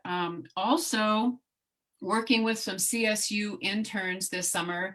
We're going to work on putting together some short public health focused videos specifically for youth, talking about germs, viruses, how germs and viruses spread, public health guidance on a kid level. And then also going to work on some that will kind of be marketing and giving kids information about what to expect with getting the COVID-19 vaccine when it's their turn for the kids that are 16 and younger. So that's kind of a neat new collaborative project with CSU. And then also continuing discussions with the school district regarding the 5th day programming. I'm sure you all have heard they're considering going to 4-day school week. And the big question is, what do the kids do on the 5th day? So talking with them about potential 4-H programming and how to leverage not only extension and 4-H resources, but working with all the other positive youth development organizations to see what we can offer to best serve the youth of Clear Creek County. Let's see. I also wanted to let you all know that Clear Creek County has just been tagged to be a stop on the RAM tour in August, which is, I think it came around about 5 years ago. And so we're gonna probably kind of simulate the same kind of tour where its leadership from campus comes on the big RAM bus, and they'll stop in Georgetown, get a little bit of a tour. And I think we'd like to try to have them take just one of the short trip from Georgetown up to Silver Plume on the Georgetown Loop train and have lunch on the train. And just an opportunity to let them know about Clear Creek County, what's our history, what's our current economic status, what does the future hold for Clear Creek County, and see if we can come up with some more ways that CSU can assist in moving forward, maybe offering some more of the CSU resources. I know we talked a little bit about the Rural Economic Development Institute and things like that. So that'll kind of be a fun opportunity to showcase Clear Creek County, and that'll be a little bit later in August. Wow, that's a lot of stuff. You got a lot of I know, stuff going on, Chris. got a lot of stuff. Keeps me out of the bars. Awesome. And so the date has not been set yet for that, but we know it's sometime in August. It looks like it will be, I think it's Monday, August 9th. I need to double check. It's a 2 or 3 day tour, and we are a stop on their way over to Routt County. So as soon as I have more details, I'll let y'all know, because they would like to have some of the county leadership there to give a little presentation and answer questions. Awesome. Great. Well, thanks so much, Chris. Any questions for Chris, or what she's been up to, or what she's going to be working on? Okay. I had some questions. I got them all out a couple of weeks ago, but thank you. Okay, great. All right, I guess I'm up. The mapping department. Yeah, so I feel like one of the biggest accomplishments that we did over the last year was basically taking our ArcGIS server software off of what was our sole server that we were sharing with Trackit. We were sharing it with SQL. We were sharing it with all of our GIS and a lot of annex file storage in our building. And our vendor recommended that we remove that component and put it on its own server. So IT helped us basically set up a virtual machine. And then we went through and basically migrated that over to that new virtual machine. Historically, we've always managed our own software here in the department ourselves with staff. And historically, we actually had a full-time position that would manage software updates and our database. Basically, that was, pardon me, that was our database administrator.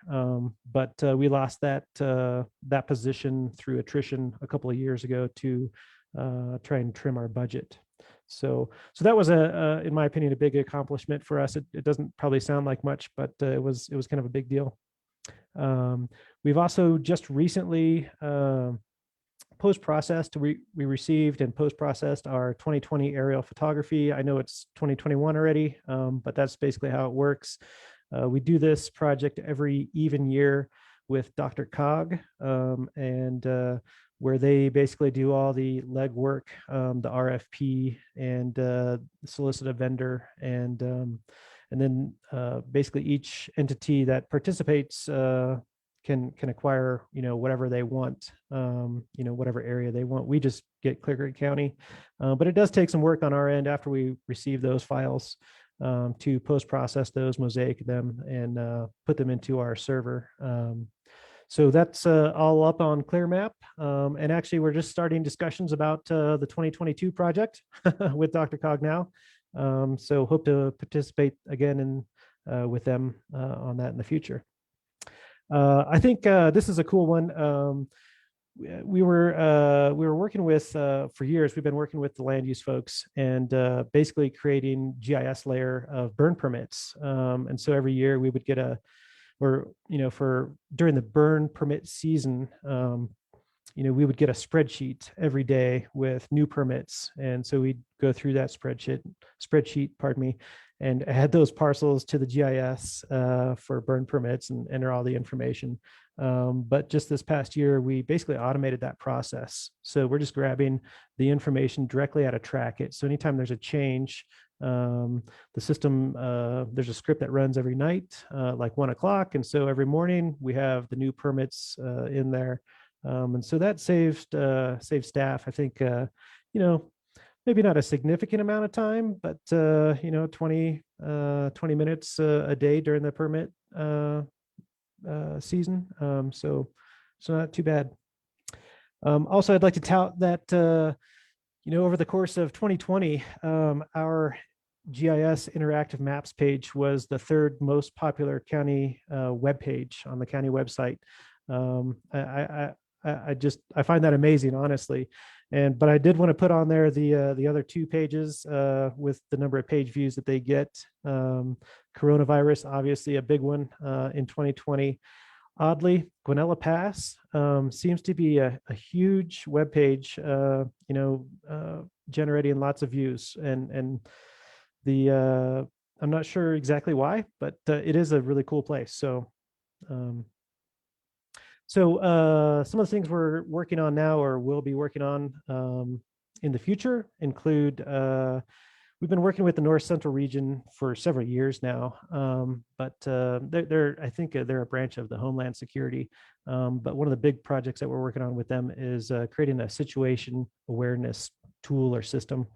And so this tool will be used by dispatch and Office of Emergency Management. And it will allow folks from each county and community to kind of log in and see what's going on. And basically this is an effort so that if there's, some sort of,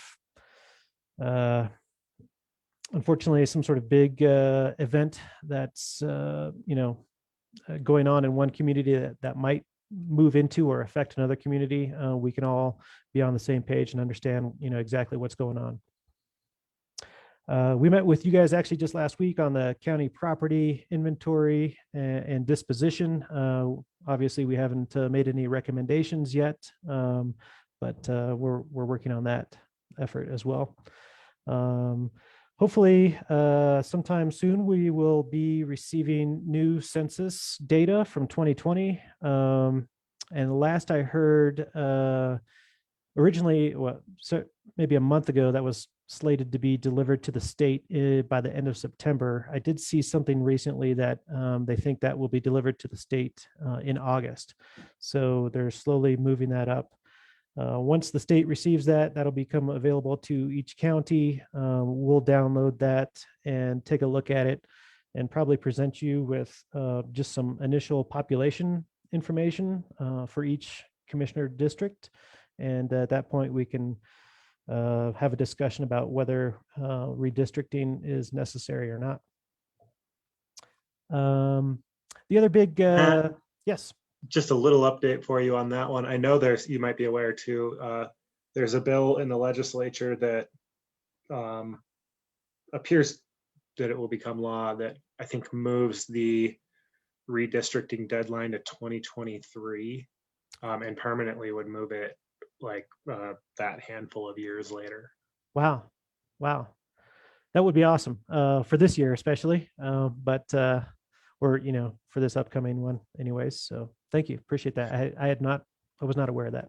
Yeah, you're welcome. It's kind of a long time to kick down the road, but there was a pretty robust conversation about what's fair to candidates wanting to know what district they're in as they approach a run for office. And so anyway. Sure.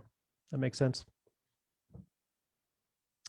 The other big effort kind of that we work with Dr. Cog on, and this is kind of a one-off, at least for now, is our LiDAR project. And unfortunately, that's been delayed. I'm estimating about 3 months. The vendor that was working on that had a overall network crash that basically made them, or they needed to basically restore everything from backup. So it's put the project behind. But I'm hoping that we'll receive all of those products. So this is going to be like a 2-foot contours countywide, and LiDAR data countywide. I'm hoping that we will receive that before the end of the year. So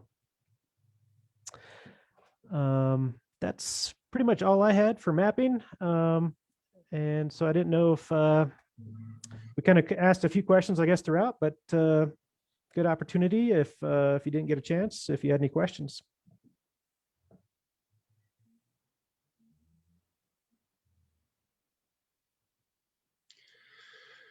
I think I got mine out as they came up. Okay. And I guess just going forward, I'd be curious. I know, or I think these are slated for every couple months. And so I'm curious if you have any input on our next update, at least to you, if you have any ideas or recommendations of what you'd like to hear or see.